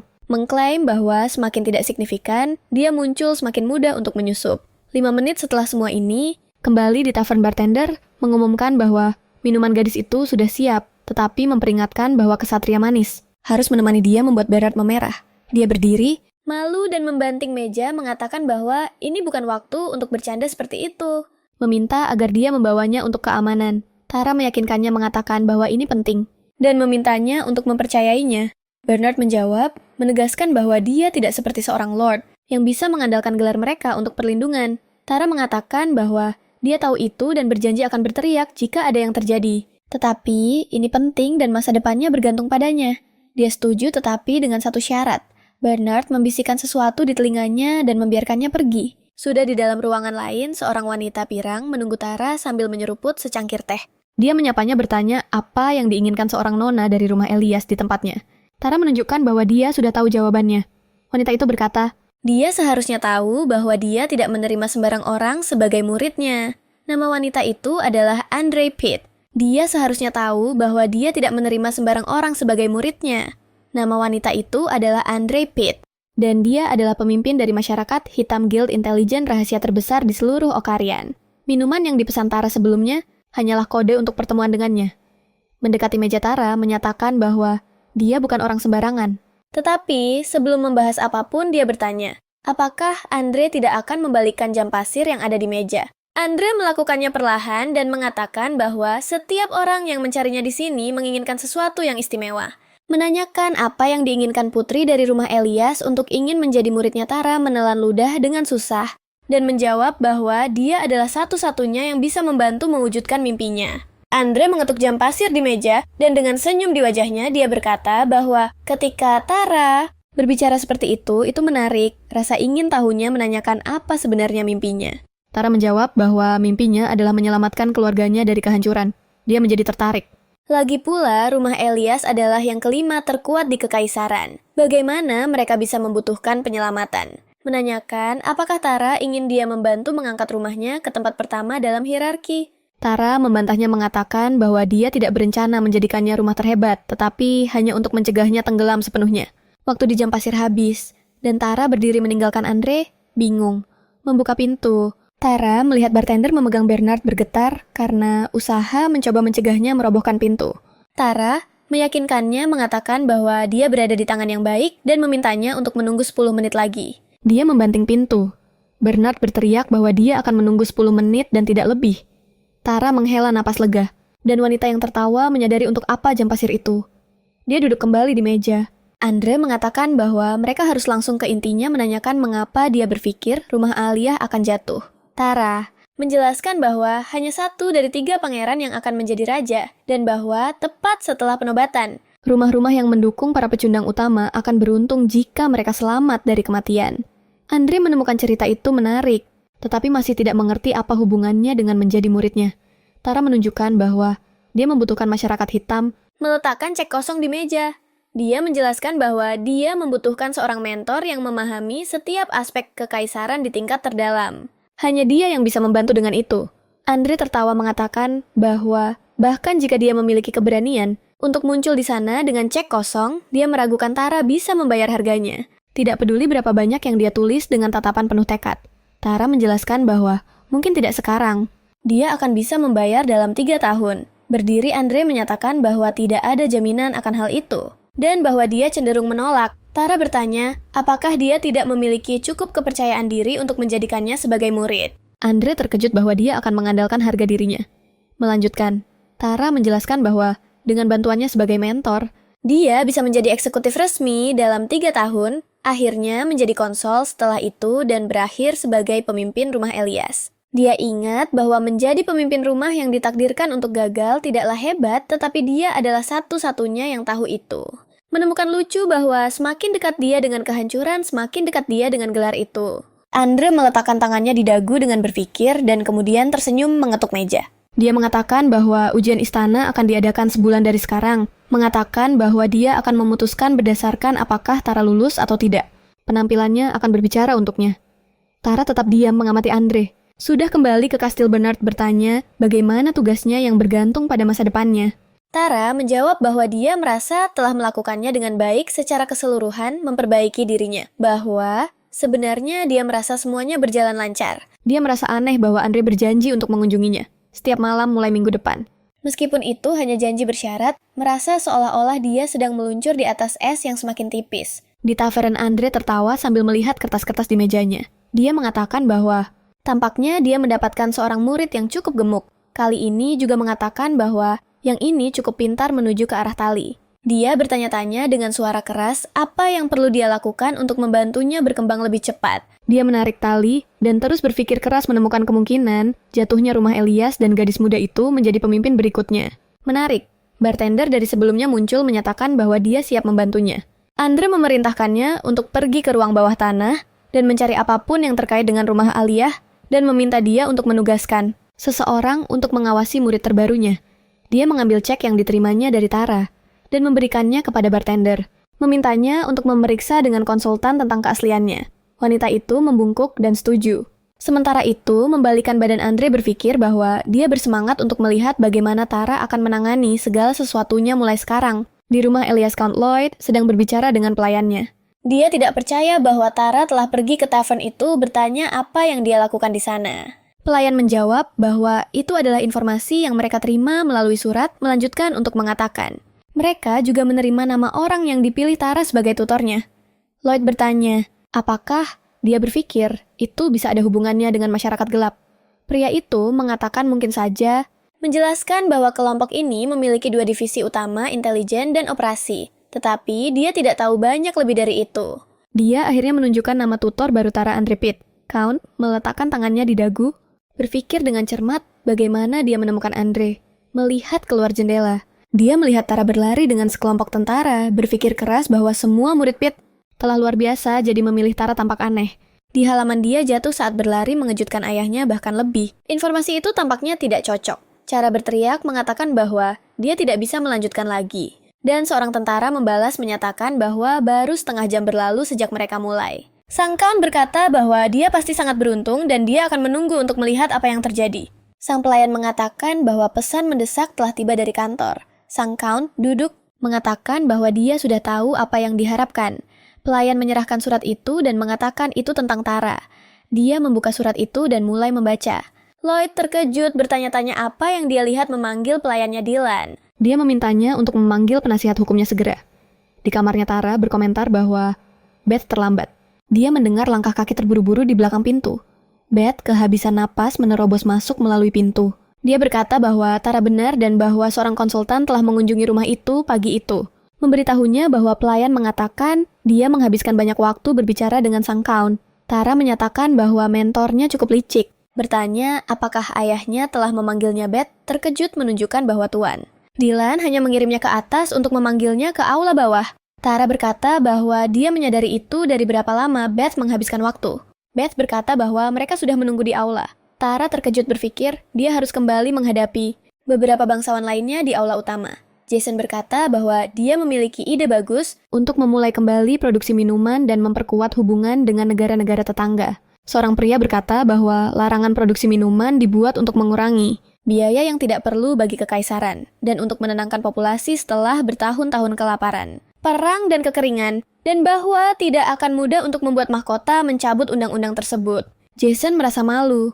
Sementara itu, Tara memikirkan larangan impor. Chloe berkata bahwa ada desas-desus yang menyebar informasi yang sangat menarik yang hanya bisa didapatkan dengan harga tinggi. Dia berkata bahwa dia mendengar bahwa seorang anggota mahkota telah ditugaskan untuk misi rahasia. Dia menambahkan bahwa mereka harus mengubah ruang penyimpanan kapal dagang mereka menjadi gudang anggur untuk mengangkut minuman pada pelayaran berikutnya. Seorang pria berambut panjang bertanya tentang kebenaran informasi ini karena jika itu salah, mereka akan kehilangan banyak. Tara mengangguk, dia membeku di tempat, menyadari bahwa ini berbeda dari cerita asli dalam buku. Larangan itu hanya dicabut setelah akhir perang, tetapi perang itu bahkan belum dimulai. Sang Count bertanya kepada Chloe di mana dia mendengar desas-desus ini, bertanya-tanya apakah itu di Kementerian Keuangan atau Kementerian Perang. Dia menjawab bahwa sebenarnya ibunya sedang menjalin hubungan dengan rumah Anton yang memiliki seorang duk di Kementerian Keadilan. Sang Count bertanya, apakah rumah leluhur ibunya? Rumah Philip telah membantunya dalam negosiasi. Chloe menjawab bahwa ya, kakeknya telah membantunya. Jason berdiri meminta ayahnya untuk membiarkannya memimpin semua negosiasi terkait anggur, berargumen bahwa dia adalah orang terbaik untuk pekerjaan itu dan sudah siap untuk distribusi. Sang Count terlihat berpikir. Jason kemudian meminta sebuah kesempatan, sementara Tara terdiam di tempat mencoba mengingat di mana dia pernah mendengar nama rumah Anton. Dia ingat bahwa dia pernah mendengarnya saat mengintip percakapan di balik pintu. Dia ragu tentang apa yang akan terjadi jika informasi dari kementerian itu salah. Sang Count mengatakan tidak masalah jika Jason yang menangani, tetapi mempertanyakan bagaimana dia akan menangani kerusakan yang akan ditimbulkan pada rumah mereka jika informasi itu tidak benar. Tara merasa lega menyadari bahwa ayahnya berpikir sama seperti dirinya. Tetapi dia segera menyadari bahwa ini bukan saatnya untuk bahagia. Semuanya terjadi jauh lebih cepat daripada di buku, dan jika ini terus berlanjut, kehancuran rumahnya akan terjadi lebih awal dari rencana sebelum dia bisa melakukan apapun untuk menghentikannya. Dia berkeringat dingin. Sang Count berdiri menunjukkan bahwa mereka perlu membangun penyulingan ilegal, membuat kontrak dengan importir, dan memastikan jaringan distribusi yang aman. Dia melanjutkan mengatakan bahwa semua persiapan ini memerlukan waktu, uang, dan fondasi. Melihat ke bawah pada semua orang, dia bertanya, apakah itu benar-benar sepadan dengan risikonya berdasarkan kata satu orang saja? Jason gagap, mencoba menjelaskan kepada ayahnya bahwa informasi itu mungkin benar. Lloyd memukul meja dengan tinjunya. Sang Count menjelaskan bahwa saat dalam pertemuan resmi, dia harus merujuk padanya sebagai yang mulia dan bukan sebagai ayah. Jason setuju ketakutan dan tidak berdaya. Sang Count menjelaskan bahwa memasuki bisnis minuman bukanlah masalah di sini. Masalahnya adalah, jika informasi itu salah, rumah Elias akan dicap sebagai pemberontak. Pemberontak yang akan melawan raja dan keinginannya. Dia bertanya, siapa yang ingin berbisnis dengan rumah seperti itu? Dia menjentikan jarinya, akhirnya mengatakan, untuk memeriksa informasi tentang rumah Anton dan Felipe, dan sekali semua detail ada di meja. Mereka akan melanjutkan diskusi. Semua orang setuju saat mereka pergi. Anak-anak kantor bertanya mengapa Tara ada di sana. Mereka berkomentar bahwa dia bahkan tidak mengucapkan apapun selama pertemuan penting. Chloe mendekatinya dan bertanya apakah dia bertindak bodoh. Sepanjang waktu ini ingin tahu apa yang sebenarnya dia inginkan. Tara terkejut dan ragu, mengatakan bahwa jelas tidak dan bahwa dia menghabiskan seluruh waktunya di kamarnya melakukan apa-apa. Chloe menjawab bahwa dia tidak peduli apa yang Tara lakukan atau tidak lakukan, tetapi dia tidak ingin namanya ternoda. Tara mengatakan bahwa dia mengerti dan akan berhati-hati. Memanggilnya dengan namanya Chloe merasa kesal, bertanya mengapa dia tidak menggunakan gelarnya. Tara menjelaskan bahwa mereka adalah saudara perempuan, jadi dia tidak melihat masalah hanya memanggilnya Chloe. Chloe bilang terserah tapi dia akan tetap mengawasinya. Chloe meninggalkan ruang pertemuan. Pelayan memberitahu Tara bahwa sang Count memanggilnya. Dia pergi dengan kepala tertunduk dan berpikir, mengira dia akan memberi komentar tentang Andre Pitt dan tentang apa yang dia lakukan di tavern. Dia menggenggam gaunnya dengan erat. Dia berpikir dia membutuhkan semua dukungan yang bisa dia dapatkan dari ayahnya. Sudah duduk di ruangan dia sangat gugup. Ini adalah pertama kalinya dia berbicara sendirian dengan ayahnya. Sang Count mengatakan dia memiliki 3 pertanyaan untuknya. Dia dengan gugup setuju. Sambil bertanya-tanya mengapa begitu banyak ayahnya, kemudian memberitahunya bahwa mereka menerima kartu dari Andre. Menanyakan bagaimana dia berhasil meyakinkan Andre untuk menjadi tutornya Tara menelan ludah, dan berpikir dia memiliki 2 jawaban untuk pertanyaan itu. Dia mulai dengan mengatakan bahwa tidak lama yang lalu ada seorang anak laki-laki berusia 8 tahun bernama Peter, dan dia mulai menonton dan mengikuti pelatihan dengan Bernard menggunakan pedang kayu. Pelayan dan Count ditinggalkan tanpa reaksi. Mencoba untuk memahami apa yang harus dilakukan dengan percakapan itu, dia bertanya, apakah mereka mendengarkan? Dan jika dia bisa melanjutkan, Count mengatakan iya. Dia menjelaskan bahwa dia melihat anak laki-laki itu datang, penuh dengan memar, dan bahwa Peter mulai meniru rutinitas latihannya dari jarak jauh. Saat menonton pada awalnya, dia hanya melihatnya sebagai anak laki-laki yang kurus, namun dia menemukan bahwa dia sebenarnya dibully oleh anak-anak lain. Dia pikir dia akan menyerah setelah beberapa hari. Pada awalnya tidak memberinya banyak kredibilitas, tetapi 2 hari kemudian dia menemukan Bernard melatihnya sendirian. Count bertanya, mengapa itu terjadi? Dia ingat bertanya kepada Bernard, mengapa dia begitu mudah mengajarkan anak laki-laki itu. Sementara dia mengalami kesulitan meyakinkannya dan membayar untuk itu, Bernard berkata bahwa anak laki-laki itu berjanji untuk menjadi pendekar pedang terbaik di Kekaisaran, dan bahwa dia tidak memiliki orang lain untuk dimintai bantuan. Memohon kepada Bernard untuk melatihnya, dia terus berkata bahwa sangat tidak mungkin. Mimpinya akan terwujud, tetapi jauh lebih menyenangkan mengajarinya daripada Tara, sambil mengatakan bahwa dia belajar dengan cepat. Itu membuatnya sedikit kesal, tetapi kemudian dia menjelaskan lebih lanjut mengatakan bahwa dia mengamati bagaimana anak laki-laki itu berlatih. Dan jika dia membuktikan dirinya layak, Bernard akan terus mengajarinya. Jika tidak, dia hanya akan mengusirnya. Count menepuk kakinya sambil tertawa mengatakan bahwa Andre sebenarnya melakukan hal yang sama dengan Tara, mengujinya untuk melihat apakah dia layak untuk usaha itu. Dia tertawa mengatakan bahwa ini sangat menarik dan menjawab dua pertanyaannya. Ketika dia akan mengajukan pertanyaan terakhirnya, dia terputus oleh Dylan. Pelayan mengatakan mereka masih belum menerima tanggapan dari konsultan. Count mengatakan dia sudah memiliki jawaban yang dia butuhkan menyeruput tehnya dengan tenang. Pelayan melihat Tara dengan gugup. Dia mengatakan dia akan menjawab pertanyaan itu mengatakan bahwa dia yakin Andre ingin cek kosong itu disahkan oleh seorang ahli hukum. Pelayan mengonfirmasi bahwa itulah yang dia minta dari mereka. Cara menjelaskan bahwa Pete menerimanya sebagai murid untuk alasan ini sama seperti Bernard melatih anak laki-laki itu. Dan bahwa mengesahkan cek hanyalah salah satu ujiannya karena dia tidak memiliki banyak keyakinan bahwa Tara akan menjadi juru tulis istana bagaimanapun juga. Pelayan terkejut memahami bahwa Andre sebenarnya ingin melihat bagaimana mereka akan melanjutkan. Jika cek itu tidak divalidasi, Count menundukkan kepalanya dan berkata bahwa itulah sebenarnya. Menambahkan bahwa ini adalah ujian bagi Tara dan rumah Elias. Dia membuka laci dari meja. Tara bertanya, apakah dia menyetujui cek itu? Count meletakkan cek di atas meja dan bertanya, jika dia benar-benar berani pergi ke tempat berbahaya seperti itu, tanpa tahu apakah ceknya akan terverifikasi. Dia mengatakan bahwa dia tidak tahu apakah dia sudah mendapatkan kepercayaan ayahnya cukup untuk itu. Sang Count tertawa, mengatakan bahwa dia menyukai sikapnya. Dia menjentikan jarinya dan bertanya, apa yang dia pilih, macarons atau kue?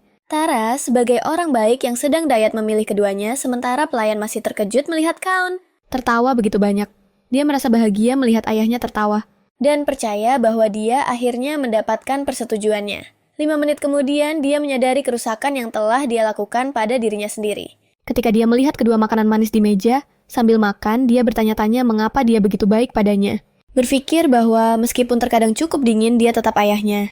Dia mengunyah dan mencoba menenangkan diri. Karena masih ada jalan panjang di depan. Count berkata, dia penasaran bertanya, mengapa dia memutuskan untuk mengikuti ujian istana. Dia berpikir bahwa dia sudah tahu jawaban untuk pertanyaan itu sejak saat dia memutuskan untuk berpartisipasi. Tetapi dia harus berhati-hati dengan cara dia memberitahunya. Dia meletakkan tangannya di dadanya dan menelan makanan. Tara menyadari bahwa, karena beratnya alasannya, tanggapannya bisa merusak momen baik yang mereka miliki sebagai keluarga. Dia minum sedikit susu sambil mempersiapkan diri secara mental mengetuk gelas di meja. Dia mengatakan bahwa dia hanya bisa menahan rasa sakit selama 7 tahun terakhir karena saudara laki-lakinya yang tercinta Brandon. Ruangan itu terdiam sejenak. Count terlihat serius mencoba memproses informasi tersebut. Dia berdiri kesal bertanya siapa dia yang berani membicarakan Brandon dengannya. Pelayan mencoba memintanya untuk tenang, tetapi sudah terlambat. Tara tahu dia harus melakukan ini meskipun sulit. Dia perlu membicarakan peristiwa 7 tahun yang lalu dan memicu trauma ayahnya. 7 tahun yang lalu, seorang bocah laki-laki terbaring di dalam peti mati yang dihiasi bunga. Seseorang bertanya-tanya mengapa dia ada di sana, mengapa itu adalah nasibnya. Orang lain mendekat dengan tangan bergetar, mengatakan bahwa bocah itu telah meninggalkan hadiah untuk gadis muda. Dia membuka kotak, mengungkapkan gulungan di dalamnya dengan suara yang bertanya untuk siapa itu. Orang itu menjawab bahwa itu untuk Nona Tara, seorang gadis muda yang sedang menangis di sudut ruangan. Di masa kini, Tara berpikir bahwa cara terbaik untuk mengatasi trauma adalah menghadapi kenangan paling menyakitkan. Count membanting meja dan bertanya apakah hanya karena dia memberinya beberapa makanan manis, dia merasa memiliki hak untuk mengatakan itu di hadapannya. Dia meraih gaunnya. Dia merasa ketakutan, tetapi dia terus mengatakan bahwa tidak ada satu hari pun berlalu. Tanpa penyesalan bahwa dia tidak bisa berhenti memikirkan mengapa dia mengejar peti harta karun sialan itu. Dia berharap itu tidak pernah terjadi. Lloyd berkata bahwa sekarang sudah terlambat untuk meminta maaf. Dia memintanya untuk menyelesaikan mendengarkannya. Dia tetap diam menatapnya. Pelayan berkata bahwa dia tidak bisa meratapi kehilangan putranya selamanya. Dia duduk dengan tangan di wajahnya. Tara bertanya, apa yang akan terjadi jika dia menyelesaikan impian hidup saudaranya di tempatnya? Menurunkan tangannya, sang Count bertanya apa maksudnya dengan itu. Dia teringat mimpi Brandon. Dia mengatakan bahwa dia ingin menjadi seorang juru tulis atau bahkan konsul kerajaan. Dia mengatakan bahwa dia mendengar Brandon berbicara tentang mimpinya. Ketika mereka masih anak-anak, menegaskan bahwa dia ingin memenuhi keinginannya sejak saat itu, untuk membawa mimpi dan harapannya. Sang Count kemudian menyadari bahwa dia mengingatkan dia pada putranya yang hilang, melihat percikan yang sama di matanya seperti yang dimiliki Brandon. Seseorang mengetuk pintu, seorang pelayan masuk, membawa lebih banyak makanan. Sang Count mengatakan bahwa dia pasti lapar dan menyuruhnya untuk makan sebelum melanjutkan. Dia mengucapkan terima kasih, memanggilnya dengan hormat. Dia meminta Tara untuk memanggilnya ayah. Tara melakukannya dengan senyum kecil berpikir bahwa ini berhasil. Sang Count bertanya apa pendapatnya tentang pertemuan sebelumnya meletakkan kue kering kembali di piring. Dia membuat ekspresi berpikir. Pelayan mengatakan bahwa dia mengajukan pertanyaan yang sangat sulit bagi sang nona. Dia mengatakan bahwa bahkan jika apa yang dikatakan Duke Anton itu benar, terlalu dini untuk bertindak jika mereka ingin mendengar pendapatnya. Sang Count menyuruhnya untuk melanjutkan. Tara kemudian menyatakan bahwa Kaisar saat ini tampaknya memiliki keterikatan pribadi terhadap larangan tersebut. Jadi, bahkan jika itu dicabut, mereka masih tidak akan yakin tentang perasaan sebenarnya dari Yang Mulia. Oleh karena itu, mereka perlu sangat berhati-hati. Ayahnya bertanya apa maksudnya. Dia menyatakan bahwa mereka harus menunggu larangan saat ini. Dicabut dan kemudian mengajukan izin untuk memproduksi sejenis anggur yang eksklusif untuk istana, sudah di kamarnya. Dia mengatakan bahwa dia membutuhkan obat perut dari Dr. Oliver sambil mengipas dirinya dengan tangannya hampir pingsan. Beth mengatakan bahwa mereka memiliki beberapa ramuan untuk itu yang ditanam di ruangan, jadi dia bisa mengambilnya kapan saja dia mau. Tara merasa malu karena tidak tahu itu. Pelayan kemudian bertanya, apakah itu benar-benar benar? Jika larangan itu benar-benar akan dicabut, mengatakan bahwa seseorang mengatakan mereka mendengarnya selama pertemuan. Tara bertanya, dari siapa dia mendengar itu? Merasa aneh baginya tertarik pada hal-hal seperti itu, menyadari bahwa itu bisa jadi benar. Beth menjadi sangat senang tertawa. Tara bertanya apa yang membuatnya begitu bahagia ingin mendengar kabar baik. Sementara itu, Beth melompat seperti kelinci karena begitu senangnya. Pelayan mengatakan itu adalah informasi rahasia, dan bahwa dia hanya mendapatkannya secara kebetulan. Tara menjadi penasaran. Beth kemudian membisikkan di telinganya. Bertanya, apakah dia memiliki uang yang disimpan? Kemudian dia menutup mulutnya dengan tangan untuk memberi isyarat agar tidak berbicara keras. Beth melanjutkan mengatakan bahwa dia menginvestasikan 3 bulan gajinya untuk itu yang disimpulkan Tara adalah 6 koin emas. Dengan kepala melayang Beth mengatakan, ya dia bilang. Mereka menyebutkan itu adalah investasi yang akan mengembalikan 20 kali nilai. Tara menyaksikan adegan itu tanpa sepenuhnya memahami. Sampai dia menyadari dengan cepat bertanya apakah dia telah berinvestasi dalam anggur sorbian. Beth mengatakan bahwa dia tahu Tara akan mengetahuinya. Tara bertanya, bagaimana dia mengetahuinya? Beth menjawab bahwa Cindy, salah satu pelayan rumah, siapa temannya yang mengatakan bahwa kakak laki-lakinya mendengarnya dari seorang bangsawan, pada dasarnya permainan telepon abad pertengahan. Tara tiba-tiba berdiri bertanya, kapan Beth menyerahkan uangnya kepada mereka? Dia menjawab bahwa itu terjadi 2 hari yang lalu. Tara menggenggam bahunya dan memberitahunya untuk berlari dan mengambil kembali gaji 3 bulan mereka. Dia melanjutkan, bergumam bahwa pertama-tama mereka perlu menemukan Cindy. Juga bertanya-tanya apakah akun yang mereka gunakan untuk transaksi itu. Bahkan ada. Dengan ketakutan, Beth bertanya, ada apa? Tara memperingatkan bahwa mereka meyakinkan orang untuk memberikan uang mereka hanya untuk melarikan diri setelahnya bahwa itu adalah penipuan besar. Dan memberitahunya untuk segera mengejar Cindy. Beth berlari keluar dari ruangan dan Tara duduk. Dia menyadari ibunya mungkin telah terjebak dalam trik yang sama. Sekarang mereka berdua berjalan menyusuri lorong. Pelayan terlihat murung, sementara Tara berpikir bahwa dia akhirnya bertambah berat badan karena stres. Makan malam sebelumnya. Tara mengingat kepolosan ibunya mungkin telah berinvestasi, hanya karena semua orang melakukannya. Bertanya-tanya, mengapa ibunya harus terlibat dalam semua ini? Mereka tiba di sebuah aula yang dipenuhi berbagai bangsawan. Dia bertanya, apakah ada acara yang berlangsung hari ini? Beth menjawab bahwa dia tidak yakin, tetapi ada banyak lord dan lady penting yang hadir. Tara berpikir tidak ada yang bisa dia lakukan. Dia berhenti dan menyadari bahwa dia mungkin melupakan sesuatu. Memberi dirinya sendiri tamparan di pipi. Setelah itu, Beth terkejut. Bertanya apa yang terjadi. Tara berbalik bertanya apakah dia memiliki salinan berita hari itu. Beth menjawab bahwa dia meninggalkannya di kamarnya sebelumnya. Tara mengatakan bahwa dia tidak sempat membacanya meninggalkan ruangan tanpa bahkan melirik kertas-kertas itu. Kembali ke ruangan dia melihat berita. Ternyata rumor bahwa larangan minuman akan dicabut adalah salah dan Duke Anton bertanggung jawab atas banyak penipuan. Menarik banyak bangsawan bersamanya. Berita itu juga mencakup kejahatan terkait geng Lacton dan kemungkinan implikasi skandal ini pada ujian istana yang akan terjadi dalam 3 minggu. Tara kemudian mengatakan bahwa ini adalah kekacauan mutlak. Turun kembali ke aula Tara menemui delegasi formal besar para ksatria yang menyelidiki atas nama istana. Di tengah mereka ada seorang pemuda berpakaian rapi dengan rambut coklat, yang dia anggap cukup tampan dan anehnya familiar. Dia melihatnya dari samping dengan tatapan serius menutup mulutnya agar tidak mengatakan apa-apa.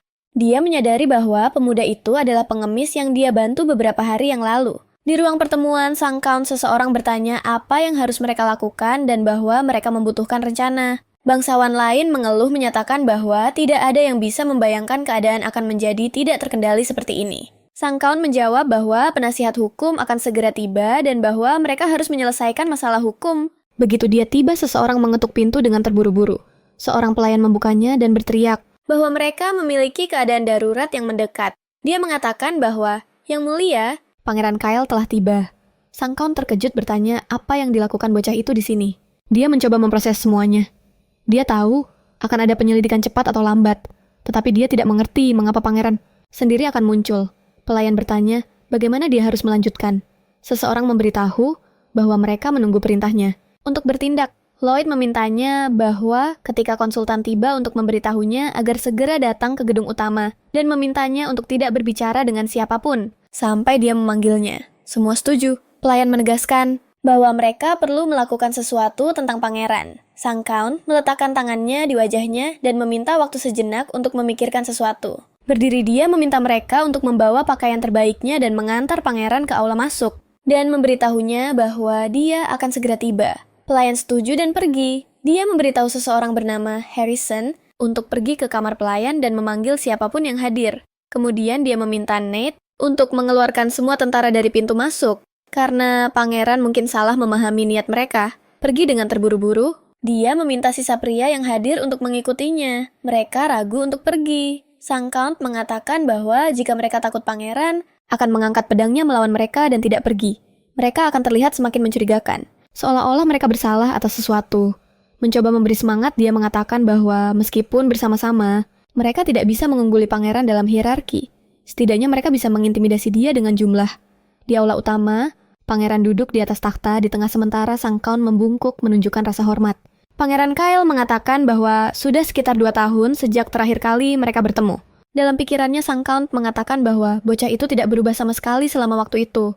Mengenakan ekspresi yang sama seperti saat dia meninggalkan mereka, terdampar di tempat yang sama selama sebulan. Di masa lalu memikirkan betapa sombongnya bocah itu. Kemudian dia menjawab bahwa memang sudah 2 tahun sejak terakhir kali mereka bertemu di perbatasan kekaisaran. Meletakkan tangannya di dagunya pangeran, setuju menyatakan bahwa dataran Pantheon adalah sakit kepala yang tiada akhir selalu tampak, seperti tempat penyelundupan dan konflik yang tak ada habisnya. Dia mengakhiri dengan bertanya, apakah sang Count berhasil mengatasi tikus-tikus di daerah itu? Terlihat kesal, tetapi tetap tenang, sang Count menjawab bahwa ya, dan bahwa dia tidak akan pernah melupakan kebaikan yang diberikan Yang Mulia pada kesempatan itu. Pangeran menyatakan bahwa dia khawatir kunjungannya akan terlambat, dan bahwa dia akhirnya berhasil merespons undangannya diakhiri dengan menyeruput tehnya. Sang Count bingung bertanya, undangan, apa yang dimaksud pangeran meminta maaf karena tidak yakin dengan apa yang dia bicarakan. Para bangsawan di sekitar mereka juga berbisik bingung bertanya-tanya apakah ada acara yang membenarkan mengundang pangeran sambil tertawa. Pemuda itu mengatakan bahwa dia tidak menyadari bahwa sang Count serius mengatakan bahwa mungkin dia tidak ingat percakapan mereka 2 tahun yang lalu.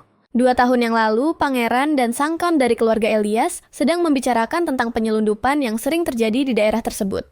Lloyd menegaskan bahwa mereka tidak terlibat dalam skema ilegal apapun. Kyle mengatakan bahwa mereka menerima pemberitahuan untuk menyelidiki daerah tersebut dan akan menghargai kerjasama mereka. Sang Count menjawab dengan menunjukkan bahwa rumah Elias tidak melakukan perdagangan terlarang oleh kekaisaran, dan itu pasti berita palsu. Mereka menghabiskan sebulan penuh di perbatasan kekaisaran mencari. Dan untuk ketidakpercayaan para bangsawan, mereka menemukan beberapa barang mewah dalam bagasi mereka. Menghadap sang Count, pangeran mengucapkan sebuah pepatah populer, menjelaskan bahwa itu mengatakan, Anda dapat menilai karakter seseorang dengan melihat kepada siapa dia bekerja. Sementara itu, seorang pelayan mengeluarkan kain mewah dari sebuah peti. Pangeran melanjutkan dengan mengatakan bahwa berdiri di sini, sekarang rumah ini tampaknya tidak memiliki reputasi yang layak sebagai salah satu keluarga terkuat di kekaisaran. Sang Count sangat malu. Setelah semua mereka telah menemukan sedikit kain yang belum dilaporkan, mengutuk dalam hati dengan gugup. Dia berterima kasih kepada mereka karena telah membantu menemukan tikus-tikus yang melakukan ini, dan mengatakan bahwa mereka akan memperbaikinya untuk menunjukkan rasa terima kasih atas kemurahan hati Yang Mulia. Pangeran kemudian bertanya, apakah dia tidak tahu bahwa suap juga merupakan praktik ilegal? Sang Count yang sudah berkeringat mengatakan bahwa itu hanya ungkapan rasa terima kasihnya, dan bahwa dia ingin mengundang pangeran ke rumahnya, bukan untuk menyuapnya.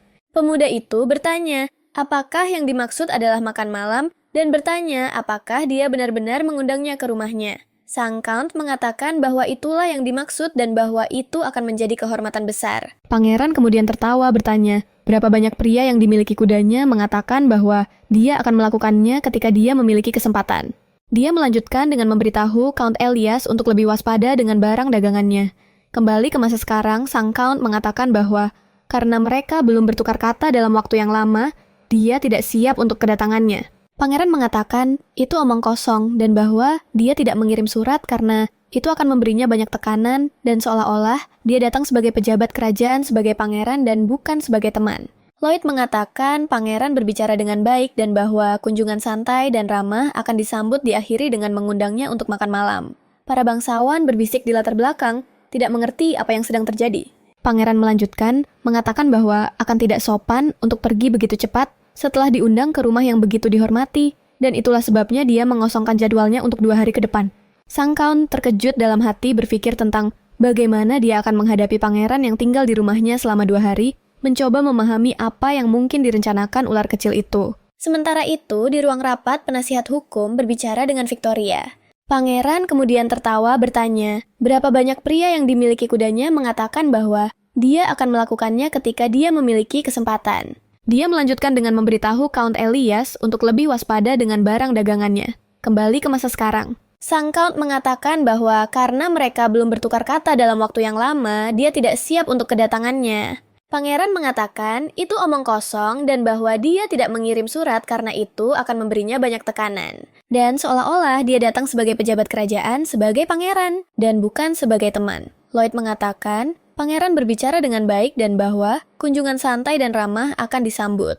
Diakhiri dengan mengundangnya untuk makan malam. Para bangsawan berbisik di latar belakang, tidak mengerti apa yang sedang terjadi. Pangeran melanjutkan mengatakan bahwa akan tidak sopan untuk pergi begitu cepat setelah diundang ke rumah yang begitu dihormati. Dan itulah sebabnya dia mengosongkan jadwalnya untuk 2 hari ke depan.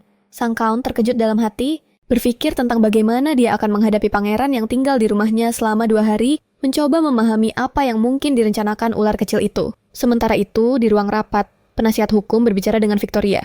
Mungkin sedang merencanakan sesuatu.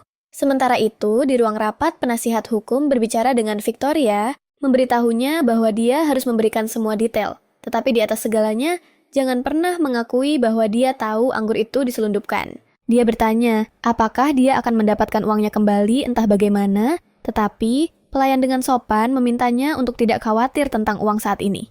Dan bahwa tugas utamanya adalah membuatnya terlihat seolah-olah dia ditipu. Victoria menjadi sangat kesal. Sambil memukul pahanya dia bertanya, bagaimana dia bisa tidak khawatir? Lagi pula dia telah menghabiskan banyak waktu menabung untuk ini.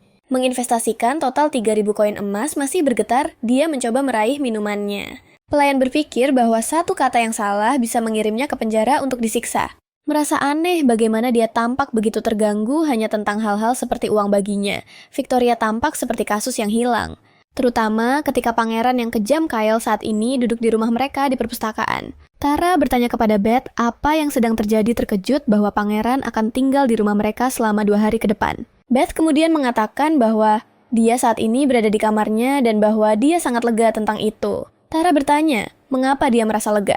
Dia menjelaskan bahwa dia mengira pangeran ada di sana untuk menangkapnya sang countess dan orang-orang lain yang terlibat. Tetapi pangeran mengatakan dia hanya datang sebagai tamu yang bersahabat. Oh, betapa mudahnya dia ditipu. Beth terus berpikir keras bahwa mungkin dia masih bisa mendapatkan kembali uang yang dia investasikan. Tara mengatakan satu-satunya harapannya adalah agar dia hanya menangkap sang countess dan tidak ada orang lain. Dia ingat saat pertama kali melihatnya menyadari saat itu bahwa dia bukanlah orang biasa. Beth bertanya, apa maksudnya? Karena dia tidak mengerti. Meletakkan tangannya di wajahnya dan berpikir, Tara mencoba mengingat apa yang terjadi selanjutnya. Dalam buku aslinya Beth, dengan bersemangat bertanya tentang kronik apa yang dia maksud. Tara memintanya untuk melupakan itu dan mengatakan bahwa dia hanya berbicara dengan dirinya sendiri, lalu mulai menulis di atas kertas di meja. Pelayan sedikit kesal berpikir tentang bagaimana dia bisa berbicara dengan dirinya sendiri sementara orang lain masih ada di ruangan. Merasa seolah-olah dia telah melupakan Beth yang bahkan ada di sana saat menuliskan informasi tentang Pangeran Kyle. Dan pentingnya di kerajaan dia mempertanyakan mengapa dia tidak bisa mengingat apa yang terjadi selanjutnya, lalu bertanya kepada Beth. untuk mengambil lebih banyak kertas. Tara merasa aneh bahwa Beth belum merespons dan memanggilnya. Pelayan kemudian mengatakan bahwa nyonyanya mengatakan dia sedang berbicara dengan dirinya sendiri dan bukan kepadanya. Tara berbalik melihat Beth cemberut dengan kesal mencoba menenangkannya. Tara mengatakan dia akan memberinya 6 koin emas. Beth dengan tangan disilangkan dan menghela napas mengatakan tidak apa-apa. Lagi pula, itu akan keluar dari kantongnya juga, dan dia tidak tahu malu untuk memintanya uang. Tara menjawab bahwa dia tidak akan menggunakan uangnya, tetapi akan mengembalikan uang Beth. Terkejut Beth bertanya, apakah Tara benar-benar bisa melakukan itu? Tara menjawab ya, dan memintanya untuk mencari tahu di mana kamar Pangeran Kyle berada, meminta Beth untuk memastikan dia bertanya kepada seseorang yang dapat dipercaya. Dengan ceria Beth mengatakan, dia pasti akan melakukan itu dan akan melakukan apa saja untuk nyonya yang berjanji untuk mengembalikan gaji 3 bulannya. Dan meminta Beth untuk mencari tahu di mana kamar Pangeran Kyle berada, meminta Beth untuk memastikan dia bertanya kepada seseorang yang dapat dipercaya. Beth yang ceria mengatakan, dia pasti akan melakukan itu dan akan melakukan apa saja untuk nyonya yang berjanji untuk mengembalikan gaji 3 bulannya. Meminta dia untuk mempercayainya. Tara ingat bahwa dalam buku, para bangsawan yang diselidiki karena menantang kekuasaan kekaisaran di penjara. Dia menyadari bahwa segala sesuatunya terjadi jauh lebih cepat daripada yang direncanakan, karena kasus ini seharusnya terjadi sekitar bab 30. Tetapi, menurut perhitungannya, mereka baru mendekati bab 4 dan segala sesuatunya semakin meningkat. Dia minum segelas air untuk menenangkan diri. Dia teringat apa yang terjadi beberapa hari yang lalu, masih tidak mengerti bagaimana seseorang yang sepenting dan sekuat pangeran bisa berguling-guling di kotoran jalan Lacton. Di ruangan lain, Jason dan Chloe sedang berbicara. Dia tidak bisa ditenangkan bertanya di mana ibu mereka mendapatkan begitu banyak uang. Chloe menjawab bahwa itu tidak penting. Yang penting sekarang adalah pangeran baru saja mengunjungi mereka. Jason menyebut pangeran sebagai bajingan, mengatakan dia punya keberanian datang ke rumah mereka tanpa undangan kerajaan. Chloe kemudian melotot pada pelayan yang menjadi ketakutan. Dia memberitahunya untuk berhati-hati dan mengingatkannya bahwa dinding memiliki telinga. Memahami peringatan itu, para pelayan meninggalkan ruangan. Dia melanjutkan menjelaskan bahwa di masa depan jika dia menjadi juru tulis, dia mungkin akan bekerja untuk Pangeran Kyle. Kesal, Jason memberitahunya untuk tidak konyol mempertanyakan bagaimana dia bisa bekerja untuk seseorang yang bukan yang pertama dalam antrean untuk tahta. Sambil menyeruput tehnya, dia memintanya untuk menurunkan suaranya dan menjelaskan bahwa itu adalah fakta bahwa Pangeran Kyle sekarang memiliki banyak kekuasaan di tangannya. Dia membalas mengatakan bahwa itu tidak masuk akal. Di tempat lain, Arya mengatakan dia belum pernah melihat siapapun yang seatraktif pangeran dan bahwa semua rumor tentangnya salah karena dia sama sekali tidak terlihat mengancam. Sebaliknya, dia tampak sangat lembut baginya. Pelayan sedang merapikan tempat tidurnya, sementara Arya bertanya-tanya apa yang harus dia kenakan untuk pesta malam ini, membuka lemari pakaian. Dia terus berpikir keras mengatakan bahwa mata dan wajah itu adalah segalanya yang dia impikan sepanjang hidupnya. Dan bahwa jantungnya tidak bisa berhenti berdegup kencang. Menatap gaun-gaunnya dia berkata, tidak ada yang cocok, dan bahwa dia perlu mengunjungi penjahit Chloe. Dia kemudian meminta pelayan untuk pergi ke penjahit dan memesan gaun merah muda untuknya. Wanita itu bergegas menjelaskan bahwa gaun itu dibuat khusus untuk Nona Chloe, dan bahwa dia akan sangat marah jika mengetahuinya. Arya seperti gadis manja pada umumnya, tampaknya tidak mendengar apa yang dia katakan. Bertanya-tanya apa perhiasan yang harus dia kenakan untuk cocok dengan gaun itu. Sementara itu, Tara berada di perpustakaan dengan beberapa lembar kertas yang tersebar di atas meja. Jam menunjukkan 2:30. Dia sedang membaca surat yang ditulis 5 tahun yang lalu yang mengatakan bahwa seorang pangeran yang kurang dikenal baru-baru ini ditambahkan ke garis suksesi. Dan berita itu mempertanyakan apakah dia akan menjadi noda atau harapan bagi kekaisaran. Potongan lain, dari 3 tahun yang lalu menyatakan bahwa rakyat menyambut penunjukan Pangeran Kyle sebagai Menteri Keamanan yang baru karena dia telah mengungkap seorang mata-mata dan memulihkan reputasi kementerian. Setelah skandal korupsi laporan berikutnya dari setahun yang lalu menyatakan bahwa beberapa bangsawan sangat marah tentang penunjukan Pangeran Kyle sebagai Panglima Angkatan Bersenjata yang baru. Dia mendapatkan posisi ini setelah kontribusinya yang signifikan dalam kemenangan di perang 3 tahun yang lalu. Artikel terakhir yang dia baca berasal dari surat kabar bernama Palace News yang menyatakan bahwa para penyelundup anggur telah ditangkap tetapi para finansier masih bebas. Artikel itu juga menambahkan bahwa undang-undang larangan hampir tidak akan dicabut dan bertanya di akhir. Siapa nama pahlawan anonim yang mengungkapkan skema ini kepada istana? Karena terkejut, menyadari bahwa pangeran telah menduduki 2 posisi penting pada usia 27 tahun. Menghubungkan titik-titik dia memahami bahwa pangeran itu sendiri adalah pahlawan anonim yang mengungkapkan skema anggur tersebut. Dia kemudian mengatakan bahwa dia tidak percaya tidak ada yang menyadarinya. Dalam pikirannya dia percaya penulis benar-benar menulis ini sebagai pesan dari Tuhan, membantunya memahami situasi. Akhirnya dia mempertanyakan bagaimana dia bisa melawan seseorang dengan level ini. Untuk menyelamatkan keluarganya, mengambil segelas air lagi untuk menenangkan dirinya setelah semua yang mengganggu dirinya. Seseorang mengetuk pintu. Orang itu kemudian membuka pintu dan mengatakan bahwa Tuan Andre Pitt telah tiba. Sang Count dengan tangan di wajahnya dan khawatir, mengatakan bahwa dia telah lupa bahwa dia akan datang dan meminta agar dia dibawa ke ruangan. Masuk dengan beberapa pakaian mewah, Andre memasuki ruangan. Sang Count memaksa batuk dan memberi isyarat agar para pelayan meninggalkan mereka sendirian. Dia berdiri saat para pelayan pergi dan menyapa Andre mengatakan bahwa senang akhirnya bertemu dengannya sambil menggenggam tangannya. Andre mengatakan bahwa dia merasa senang mengamatinya sedikit dari jauh. Canggung Sang Count berkata, itu adalah kehormatan dan bahwa dia tidak pernah membayangkan seseorang dengan reputasinya akan menerima untuk menjadi mentor Tara. Dia kemudian mengatakan bahwa putrinya cukup menarik dan bahwa dia menghargai fakta bahwa mereka menyetujui syaratnya dan mengautentikasi cek tersebut. Tertawa Sang Count berkata, itu adalah yang paling sedikit yang bisa dia lakukan untuk membalas kerjasamanya. Andre mengatakan bahwa dia mendengar Pangeran Kyle sedang mengunjungi rumah Elias lalu mengambil tegukan dari cangkirnya. Lloyd mengatakan bahwa berita menyebar sangat cepat di dalam masyarakat gelap dan bahwa ini mungkin akan memberinya sakit kepala yang cukup. Andre kemudian mengatakan bahwa sekarang dia sudah akrab dengan rumah Aliyah, dia akan menawarkan mereka sebuah hadiah. Dia bertanya hadiah apa yang dia maksud. Dia mengatakan, itu bukan sesuatu yang terlalu besar, tetapi mungkin bisa membantu meringankan keadaan sedikit. Sang Count terlihat bingung. Dia menjelaskan menunjukkan bahwa seorang pria bernama Garrick Anton telah meninggal. Sang Count terkejut, tersenyum. Dia bertanya, apakah dia keberatan jika dia mengamati rumah Elias untuk sementara saat dia berjalan keluar pintu. Lloyd masih terkejut mencoba memproses informasi bahwa sekarang pria itu sudah meninggal. Itu berarti tidak ada saksi lain di ruangan itu. Seseorang memberitahu seorang wanita bahwa dia ada di sini. Ternyata, Beth telah membawa pelayan yang bertanggung jawab atas kamar Pangeran Kyle 5 menit kemudian. Setelah menyelesaikan percakapan, dia menyerahkan sesuatu kepada pelayan itu. Dia memintanya untuk melakukan persis seperti yang diperintahkan dan dia mengatakan bahwa dia mengerti. Menyimpan apa yang dia berikan di saku. Dia pergi ke belakang ruangan dan juga memberinya ini memberikan koin emas tanpa mengerti. Pelayan itu bertanya untuk apa itu. Tara mengatakan, itu hanya kompensasi dan bertanya apakah itu tidak cukup. Dia tampak tidak bisa memprosesnya, dan mengatakan bahwa dia hanya melakukan pekerjaannya. Betty menjelaskan kepadanya untuk sekadar mengambil koin itu. Juga menyebutkan bahwa nyonya mereka memiliki keunikan. Tara bertanya apakah itu seharusnya menjadi pujian dan sambil tertawa. Betty menjawab bahwa tentu saja itu meskipun pelayan itu masih terlihat sangat bingung dengan koin di tangannya. Tara hanya memberitahunya untuk menyimpannya mengatakan bahwa dia mungkin perlu membantunya lagi segera. Dengan wajah memerah, dia menjawab bahwa dia seharusnya diberi kompensasi. Setelah menyelesaikan tugasnya sedikit kesal, dia menyadari bahwa dia adalah salah satu tipe yang sangat gigih.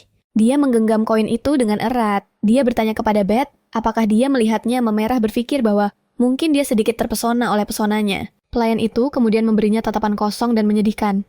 Tara berteriak padanya dan memberitahunya untuk tidak memandangnya seperti itu, mengatakan bahwa di balik semua lemak itu dia sangat cantik dan Beth tahu itu. Beth mengabaikannya dan menjelaskan bahwa Niels pelayan itu mungkin hanya terkejut seperti dia.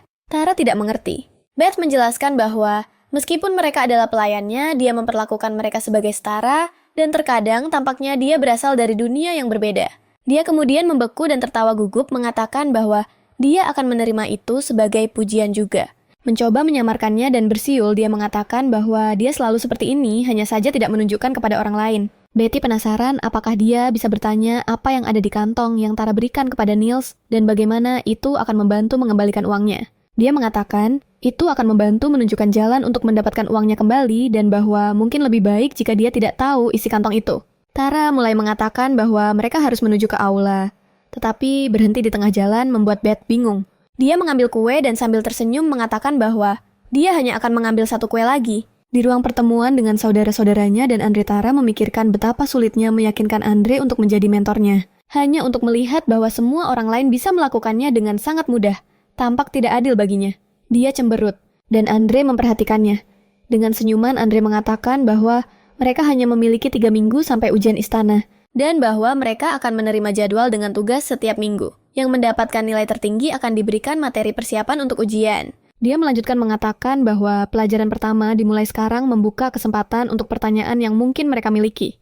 Cemberut Tara berpikir bahwa dia pasti menemukan semua ini sangat menghibur tetapi memutuskan untuk ikut bermain dalam permainan kecilnya. Jason berdiri dan membungkuk mengatakan bahwa merupakan kehormatan berada di hadapan sang Count. Membuka kesempatan untuk pertanyaan yang mungkin mereka miliki cemberut. Tara berpikir bahwa dia pasti menemukan semua ini sangat menghibur, tetapi memutuskan untuk ikut bermain dalam permainan kecilnya. Jason berdiri dan membungkuk mengatakan bahwa merupakan kehormatan berada di hadapan sang Count. Tetapi, kemudian dia memperbaiki dirinya dengan memanggilnya. Nona Pete mengatakan bahwa dia akan menggunakan rasa hormat yang tinggi untuk menyapanya. Dia menatapnya dengan ejekan mengatakan bahwa yang dia harapkan hanyalah dia memenuhi apa yang dia tugaskan. Dengan canggung, dia setuju menyadari bahwa pujiannya sama sekali tidak membantu. Arya mengangkat tangannya, mengatakan bahwa dengan segala hormat, mereka sudah memiliki ujian sebelumnya. Pete yang kesal, menjelaskan bahwa dia tidak bisa membandingkan sampah yang mereka miliki dengan materi yang dikumpulkan oleh Black Society. Dia menunjukkan bahwa materi yang mereka miliki disusun oleh pejabat administratif yang sudah pensiun, yang memiliki pengalaman luas melayani kaisar yang agung, melanjutkan untuk mengatakan bahwa mereka bekerja selama 100 hari. Dan 100 malam untuk mengumpulkan materi ini menegaskan bahwa mempelajari tulisan-tulisan ini selama 3 hari menjamin kelulusan langsung di penyaringan pertama. Dia mengatakan bahwa bahkan seseorang yang sangat bodoh bisa lulus jika mereka menggunakan materi ini selama seminggu. Sangat kesal dia berteriak bahwa ini adalah materi persiapan terbaik di seluruh kekaisaran. Setelah begitu emosional, dia menjadi terengah-engah dan terus melambaikan tangannya. Semua orang terharu.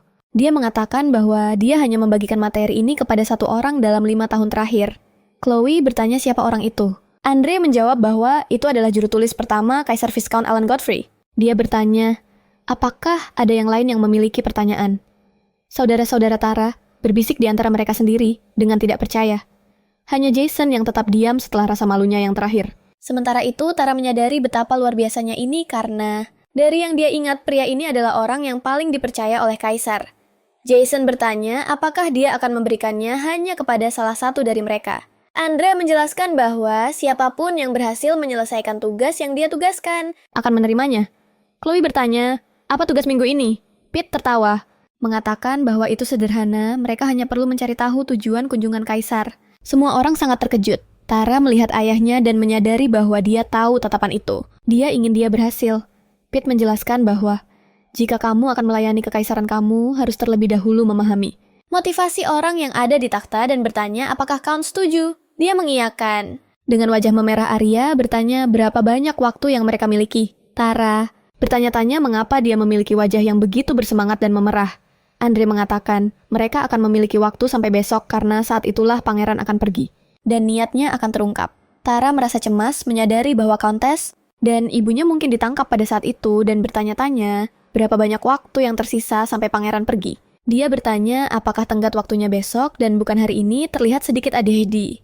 Andre mengonfirmasi dan menyatakan bahwa waktu dimulai sekarang. Dia bertanya apakah ada batasan yang tidak boleh mereka lewati. Andre menjelaskan bahwa dia tidak akan pergi sejauh untuk melawan pangeran kecuali mereka ingin dituduh berkhianat. Kata pengkhianatan membebani pikiran semua orang di ruangan itu.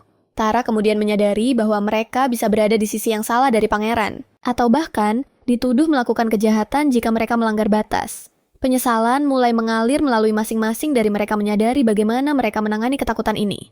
Akan menentukan siapa yang akan berhasil dan siapa yang akan menghancurkan diri mereka sendiri. 5 menit kemudian, Count Lloyd bertanya, apakah dia berpikir anak-anaknya akan berhasil? Dia menjawab bahwa itu ideal. Tetapi, saat dia akan menjawab apa yang akan terjadi jika mereka gagal, sang Count memotong, menanyakan apa yang akan terjadi. Dia melanjutkan menjelaskan bahwa ini adalah kesempatan untuk mengeliminasi mereka yang tidak layak, kemudian mempertanyakan apakah dia khawatir dia bertanya tentang apa. Dia mengatakan bahwa setiap langkah salah dan anak-anaknya bisa terjebak dalam masalah besar. Sang Count menunjukkan bahwa akan ada ujian yang lebih besar yang harus mereka lalui untuk ujian, mengatakan bahwa jika mereka dituduh berkhianat atau semacamnya, itu akan mengungkap banyak tentang potensi mereka. Mengatur kumisnya, dia menjelaskan bahwa gulma perlu dicabut dari kebun. Pete tertawa mengatakan itu persis seperti yang dia harapkan darinya. Dan mengatakan dia menantikan besok. Mereka berpisah dengan jabat tangan di kamar pangeran. Seseorang mengatakan bahwa telah ada pertemuan antara Andre, Pete, dan sang Count, menambahkan bahwa mereka mendengar desas-desus tentang dia yang menjadi mentor berikutnya untuk anak-anak rumah Elias. Pangeran tampak tertarik, mengatakan bahwa menarik bagi seekor kenari untuk menyamar sebagai mentor dan bertanya tentang gadis itu. Prajurit menjelaskan bahwa namanya adalah Tara Elias, dan dia adalah putri kelima dari rumah tersebut, memberikan konteks bahwa dia menghabiskan 7 tahun terkurung di kamarnya dan baru-baru ini muncul di depan umum. Pangeran bertanya apakah ada yang lain. Pria itu mengatakan bahwa dia mengundang pangeran untuk makan malam pada pukul 7 dan bertanya apakah Yang Mulia membutuhkan sesuatu. Sebelum itu, dia sedang membaca artikel berita dari Kementerian Keamanan, menyatakan autopsi anggota keluarga Anton yang diduga bunuh diri di penjara. Dia menghela napas mengatakan mereka memberi isyarat bahwa mereka sudah tahu alasan kehadirannya. Pangeran Kyle memukul meja dan meminta prajurit untuk mengumpulkan informasi tentang apapun yang terkait dengan rumah Elias dan mengatakan mereka akan melanjutkan setelah informasi baru terkumpul. Di malam hari penjaga setuju. Seseorang mengetuk pintu. Prajurit lain kemudian memberitahu pangeran bahwa Jason Elias meminta audiensi dengannya. Dia berkata bahwa keluarga Elias mungkin sudah menyelesaikan pertemuan konspirasi kecil. Mereka bertanya-tanya apa yang Andre rencanakan. Kini akhirnya memberitahu penjaga untuk meminta Jason menunggu suara jam memenuhi ruangan. Salah satu prajurit yang menjaga pintu tampak gugup, memberitahu pangeran bahwa mereka telah membuat Jason menunggu lebih dari setengah jam. Pangeran kemudian bertanya kepada Nick siapa dia. Nick cepat menjawab bahwa dia adalah pangeran paling terkemuka dari Kekaisaran Okarian, dengan banyak kemenangan di bawah ikat pinggangnya dan orang yang memberantas semua pengkhianat yang menyusup ke dalam keamanan Kekaisaran. Pangeran bertanya apa lagi? Prajurit menjawab bahwa dia juga seorang pendekar pedang yang hebat. Kyle mengulangi pertanyaannya. Nick mulai berbicara panjang lebar, mengatakan bahwa dia memegang 2 posisi utama yang didedikasikan untuk penjaga dan keamanan Kekaisaran. Pangeran menirukan burung beo dan mengulangi pertanyaan itu lagi sudah terkejut dan gugup. Nick bertanya-tanya apa sebenarnya yang diinginkan pangeran sebagai jawaban. Dia kemudian teringat sebuah artikel dari sebuah surat kabar bernama Imperial Daily. Nick mengatakan bahwa menurut surat kabar itu, dia diklasifikasikan sebagai menantu ideal, tanpa menyebutkan orang yang paling ditakuti di medan perang. Menurut majalah Nobles Weekly, dia menduduki peringkat nomor 1 dalam daftar orang yang paling ingin mereka lihat. Dikubur hidup-hidup. Menyadari bahwa dia telah mengatakan sesuatu yang salah, Nick memohon agar dia melupakan bagian terakhir itu. Sangat kesal pangeran bertanya, apakah dia menginginkan kematiannya. Prajurit muda itu berlutut, mengatakan itu hanya kesalahan dan memohon kepada Yang Mulia untuk mengampuni nyawanya. Di ruangan lain, Jason bergetar karena kesal memanggil pangeran sebagai bajingan sombong. Berdiri, dia mengutuk tugas yang diberikan oleh Andre ke neraka, berpikir lebih baik mencuri barangnya saja. Dia melesat menuruni koridor. Seorang pelayan di belakang tiang mengawasinya lewat. 30 menit telah berlalu. Pangeran sedang membaca surat, sambil mengatakan bahwa masyarakat hitam tidak akan pernah merilis informasi yang dapat membahayakan istana. Tapi orang bodoh ini ingin bermain dengannya. Nick berdiri, bertanya idiot, macam apa yang ingin mengacaukan? Pangeran mengatakan dia akan segera menemukan orang bodoh itu dan memecahnya menjadi kepingan. Kyle menghela napas, dia menjelaskan bahwa Pete menggunakan keluarga Elias untuk mencoba mencari tahu tentang kematian Anton. Dia melanjutkan mengatakan bahwa dia mendengar keluarga Elias memiliki kuda-kuda yang indah, menyarankan agar mereka melihatnya saat senja. Banyak suara benturan, terdengar suara logam bertemu logam. Pangeran dan seorang prajurit sedang bertanding. Prajurit lainnya menyaksikan terkesan. Pelayan mendekat, meminta maaf atas gangguan itu. Prajurit yang sedang menonton bertanya apa yang membawanya ke sana. Pria itu kemudian mengeluarkan surat dari sakunya, memberitahukan bahwa Lady Arya telah memintanya untuk menyampaikan korespondensi ini kepada Yang Mulia. Dia mengatakan bahwa biasanya dia tidak memenuhi permintaan seperti itu. Pelayan itu kemudian memohon menggoyangkan surat di depannya, mengatakan bahwa nyonyanya tidak akan melihatnya dengan baik jika dia tidak memenuhi permintaannya. Dengan ekspresi yang sangat sedih, dia bersikeras bahwa itu bukan suap, dan dengan damai memintanya untuk menerimanya.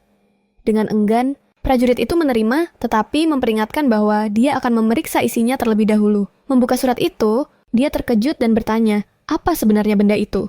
30 menit kemudian duel telah berakhir, dan Pangeran Kyle muncul dalam keadaan berkeringat. Dia kemudian bertanya, apa benda mengerikan itu merasa kasihan pada gadis itu? Prajurit itu menjelaskan bahwa itu adalah surat yang ditulis oleh Arya untuk pangeran. Dan dia melaporkan bahwa dia telah memeriksa isinya dan tidak ada yang menakutkan. Pangeran meminta agar dia membuka amplopnya.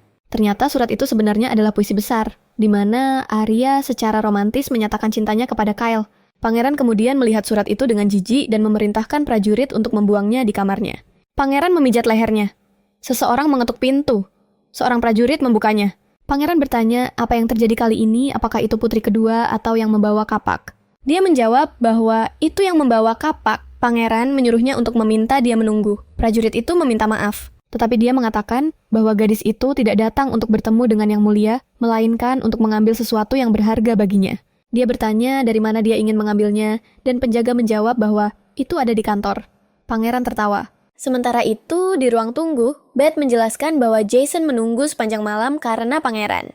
Tampaknya tidak ingin bertemu dengannya, dan surat Lady Arya langsung dibuang. Hanya Chloe yang belum mengambil langkah. Tara mengingat pertemuannya dengan pangeran dan mengatakan bahwa rasa ingin tahunya akan mengalahkannya dalam situasi ini. Jadi, dia pasti ingin bertemu dengannya. Seorang penjaga membuka pintu dan memberitahu Tara bahwa pangeran akan memberinya waktu 15 menit dan dia boleh masuk. Mendekati ruangan, dia melihat pintu terbuka dan pangeran duduk di kursi berlengan. Dia menelan ludah, masih berdiri di pintu masuk dan pangeran bertanya, apakah dia menantangnya untuk kontes tatapan. Dia kemudian menarik gaunnya dan memberi hormat dengan anggun memperkenalkan dirinya. Pemuda itu mengatakan bahwa dia tidak ingat meminta itu. Dia berterima kasih padanya karena telah mengizinkannya mengambil barang berharga miliknya. Tetapi dia membalas mengatakan bahwa dia pada dasarnya memaksakan diri masuk dengan alasannya. Dan sekarang, dia hanya memiliki waktu 12 menit tersisa. Sangat kesal dia mengatakan bahwa dia akan mulai mencari. Dia menyuruhnya untuk melakukan apa yang dia inginkan. Menelan ludah, dia berpikir bahwa dia harus mengendalikan dirinya tetapi sangat ingin mendapatkan dokumen-dokumen itu. Dia bisa merasakan tatapan pangeran yang menembus punggungnya karena betapa intensnya dia menatap. Tara mengangkat sebuah rangkaian tanaman dan dengan putus asa berkata, "Lihat itu tidak ada di sini." Sambil mental, memberitahu dirinya sendiri untuk tidak tertawa karena dia terlihat seperti orang bodoh, yang bahkan tidak bisa menyamar. Pangeran mengatakan bahwa dia sekarang hanya memiliki waktu 10 menit. Membungkuk di bawah meja, dia mengutuk tubuhnya sendiri. Sudah terengah-engah dia mengatakan bahwa itu juga tidak ada di sana. Dan dia menjawab 9 menit. Dia menarik napas dalam-dalam dan menyatakan bahwa mungkin itu ada di kursinya. Kemudian dia bertanya, apakah dia keberatan untuk berdiri? Pemuda itu mempertanyakan apa yang akan terjadi jika dia menjawab ya. Dia bersukacita dalam hati akhirnya berhasil menarik sedikit minatnya. Tara meminta maaf, menunjukkan bahwa dia akan membutuhkan objek itu malam ini. Dia mengatakan bahwa dia cukup. Kasar, Tara tegang tidak mengerti apa yang dia maksud dengan itu. Pangeran melanjutkan, menambahkan bahwa dia cukup kasar. Dia meminta Yang Mulia untuk memaafkannya, tetapi mengatakan bahwa dia menyadari bahwa objek yang dia lupakan penting untuk pesta malam ini sehingga mendesaknya. Kyle menyatakan bahwa dia sangat gigih dan bertanya apa yang akan dia lakukan jika itu tidak ada di kursi. Dia menunjukkan bahwa ingatannya sangat baik dan dia hampir yakin itu ada di sana. Dia mengatakan bahwa dia terlalu menganggap dirinya hebat. Tara menyimpulkan bahwa jika dia memberinya sedikit waktu, dia akan membuktikan bahwa dia berkata jujur. Dan jika dia salah, dia sudah siap menghadapi konsekuensinya bagaimanapun juga dia tertarik. Dia bertanya, tetapi apa yang dia katakan adalah bahwa bagaimanapun juga, jika apa yang dia cari memang ada di kursi itu. Dia meminta agar Yang Mulia menjawab satu pertanyaan untuknya. Dengan berpikir, Tara percaya bahwa setiap orang biasa pasti akan mengalah dan membiarkannya mencari. Seorang bangsawan akan memanggil pelayan untuk mencarikan, dan seorang tiran akan kehilangan kesabaran. Meskipun semua itu pangeran lebih pintar dari itu, dia suka mengendalikan situasi dengan pikirannya. Jadi, meskipun niat sebenarnya dia tidak punya pilihan selain menyerah pada rasa ingin tahunya dan menerima tawarannya. Pemuda itu kemudian bercanda, mengatakan bahwa konsekuensi yang dia bicarakan sebenarnya akan dianggap pengkhianatan, mencatat bahwa itu adalah beban yang cukup berat di atas meja. Pangeran kemudian mendengar dia mengatakan bahwa dia berkata jujur. Oleh karena itu, ancamannya tentang pengkhianatan tidak didengar. Pangeran mengatakan bahwa ketika dia hanya menawarkan 1 koin emas di masa lalu, dia memahaminya sebagai kepercayaan. Tetapi sekarang dia hanya terlihat ceroboh. Dia kemudian mempertanyakan mengapa dia harus menjawab pertanyaannya. Lagi pula itu hanya akan membuang-buang waktunya. Tara tidak mengerti mengapa dia membuatnya begitu sulit. Dia kemudian hanya memintanya untuk bersikap baik dan membiarkannya akhirnya mengambil apa yang menjadi miliknya. Pangeran mengatakan bahwa dia tidak memenuhi syarat bahwa seseorang yang menyerah begitu mudah tidak pantas untuk lulus ujian wawancara yang diadakan oleh keluarga kekaisaran. Tara terkejut, menyadari apa yang dia lakukan. Berpikir bahwa mungkin pendekatan yang lebih langsung akan lebih berhasil. Dia mengatakan bahwa mencari barang miliknya hanyalah alasan berhasil menarik perhatiannya. Dia kemudian memohon bahwa jika dia menemukan barang itu di kursi itu, dia akan menjawab pertanyaannya. Akhirnya bertanya, apakah yang mulia?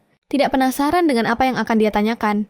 Meletakkan kertas yang sedang dibacanya di atas meja, dia berdiri dan bertanya, apa yang terjadi jika dia tidak dalam suasana hati? Dia ragu. Tara mengatakan bahwa dia memiliki banyak harapan tentang yang mulia, dan bahwa dia mungkin sudah menyadari tujuan kunjungannya. Kyle kemudian bertanya, apa yang akan dia lakukan selanjutnya? Dia menyatakan bahwa pertanyaannya bukan yang mulia. Pikirkan akan dia tanyakan.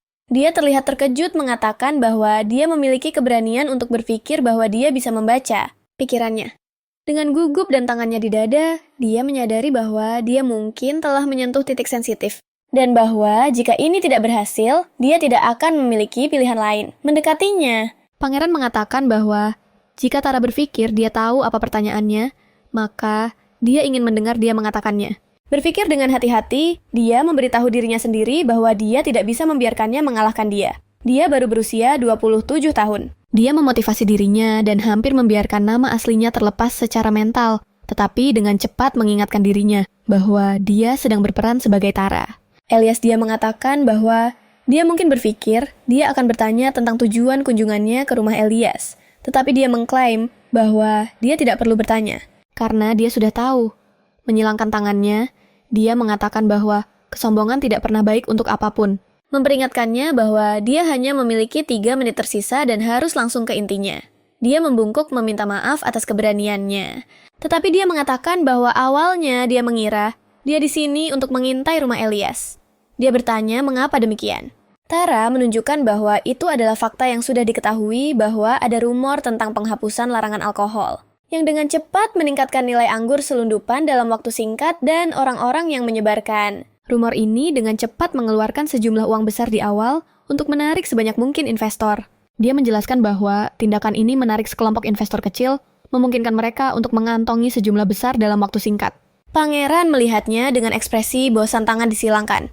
Dia mengatakan bahwa dengan pengalamannya, sebagai Menteri Keamanan, dia mencurigai Countess karena dia menginvestasikan jumlah uang yang tidak masuk akal. Dan dengan demikian, untuk mengonfirmasi kecurigaannya, dia datang ke rumah mereka atau begitu yang dia pikirkan. Dia bertanya, apakah itu saja mengatakan bahwa dia bukan orang yang sangat sabar? Dan waktu dia sudah habis, dia ragu sejenak. Tara kemudian mengatakan bahwa dia hanya berpikir demikian pada awalnya, berargumen bahwa dia tidak di sini untuk mengintai rumah Elias, tetapi untuk menggunakan mereka sebagai umpan. Berbalik dia bertanya, umpan untuk siapa? Dia mengatakan, itu untuk menangkap mereka. Yang ada di balik semua ini, Pangeran membuka pintu dan menunggu dia keluar, mengatakan bahwa dia terbukti menjadi pemborosan waktu yang besar dan waktu dia sudah habis. Terkejut dia bertanya, apakah ada yang dia katakan tidak akurat, mengatakan bahwa dia masih ingin mengajukan pertanyaannya. Kyle terlihat tidak tertarik mengatakan bahwa dia tidak ingat. Setuju untuk menjawab pertanyaannya, menjelaskan bahwa dia bisa melihat kesombongan yang ada di dalam dirinya. Tara membisikkan sesuatu. Dia mengulangi tidak mengerti. Dia kemudian dengan tulus memohon berlutut, memintanya untuk menjelaskan di mana dia salah dan di mana dia percaya bahwa dia bersikap terlalu sombong. Dia bertanya mengapa dia perlu melakukan itu, mengulangi bahwa waktu dia sudah habis. Merah padam dia menyadari bahwa dia hampir terbakar dan perlu tahu kapan harus berhenti. Dia kemudian mengangkat kepalanya dan bertanya padanya, apakah bukan tugasnya sebagai pewaris tahta untuk mengoreksi bawahannya ketika mereka menyimpang dan bertanya, apakah dia tidak merasa kasihan pada gadis bodoh yang tidak tahu ini?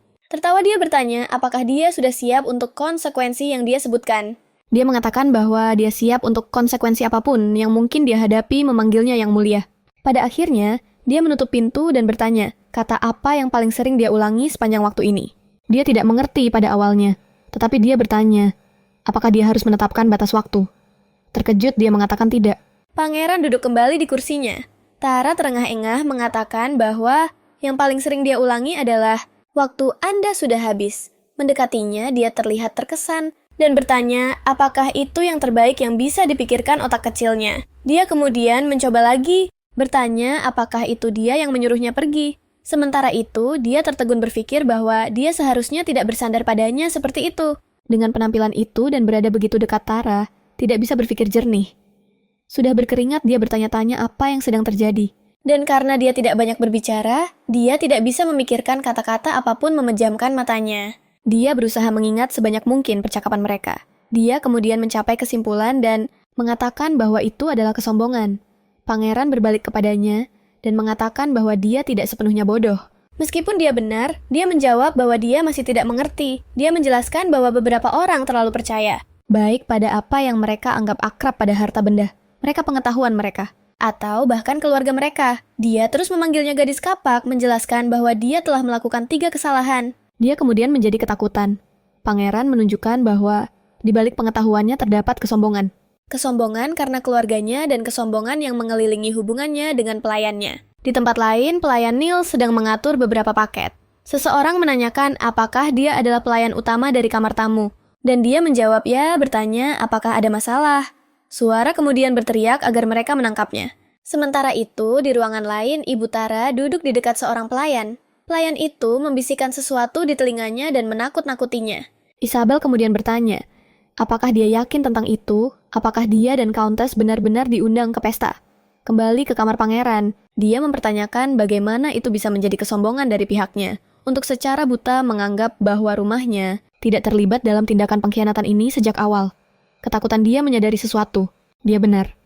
Berdasarkan apa dia percaya bahwa rumahnya tidak terlibat dalam penyelundupan selama ini.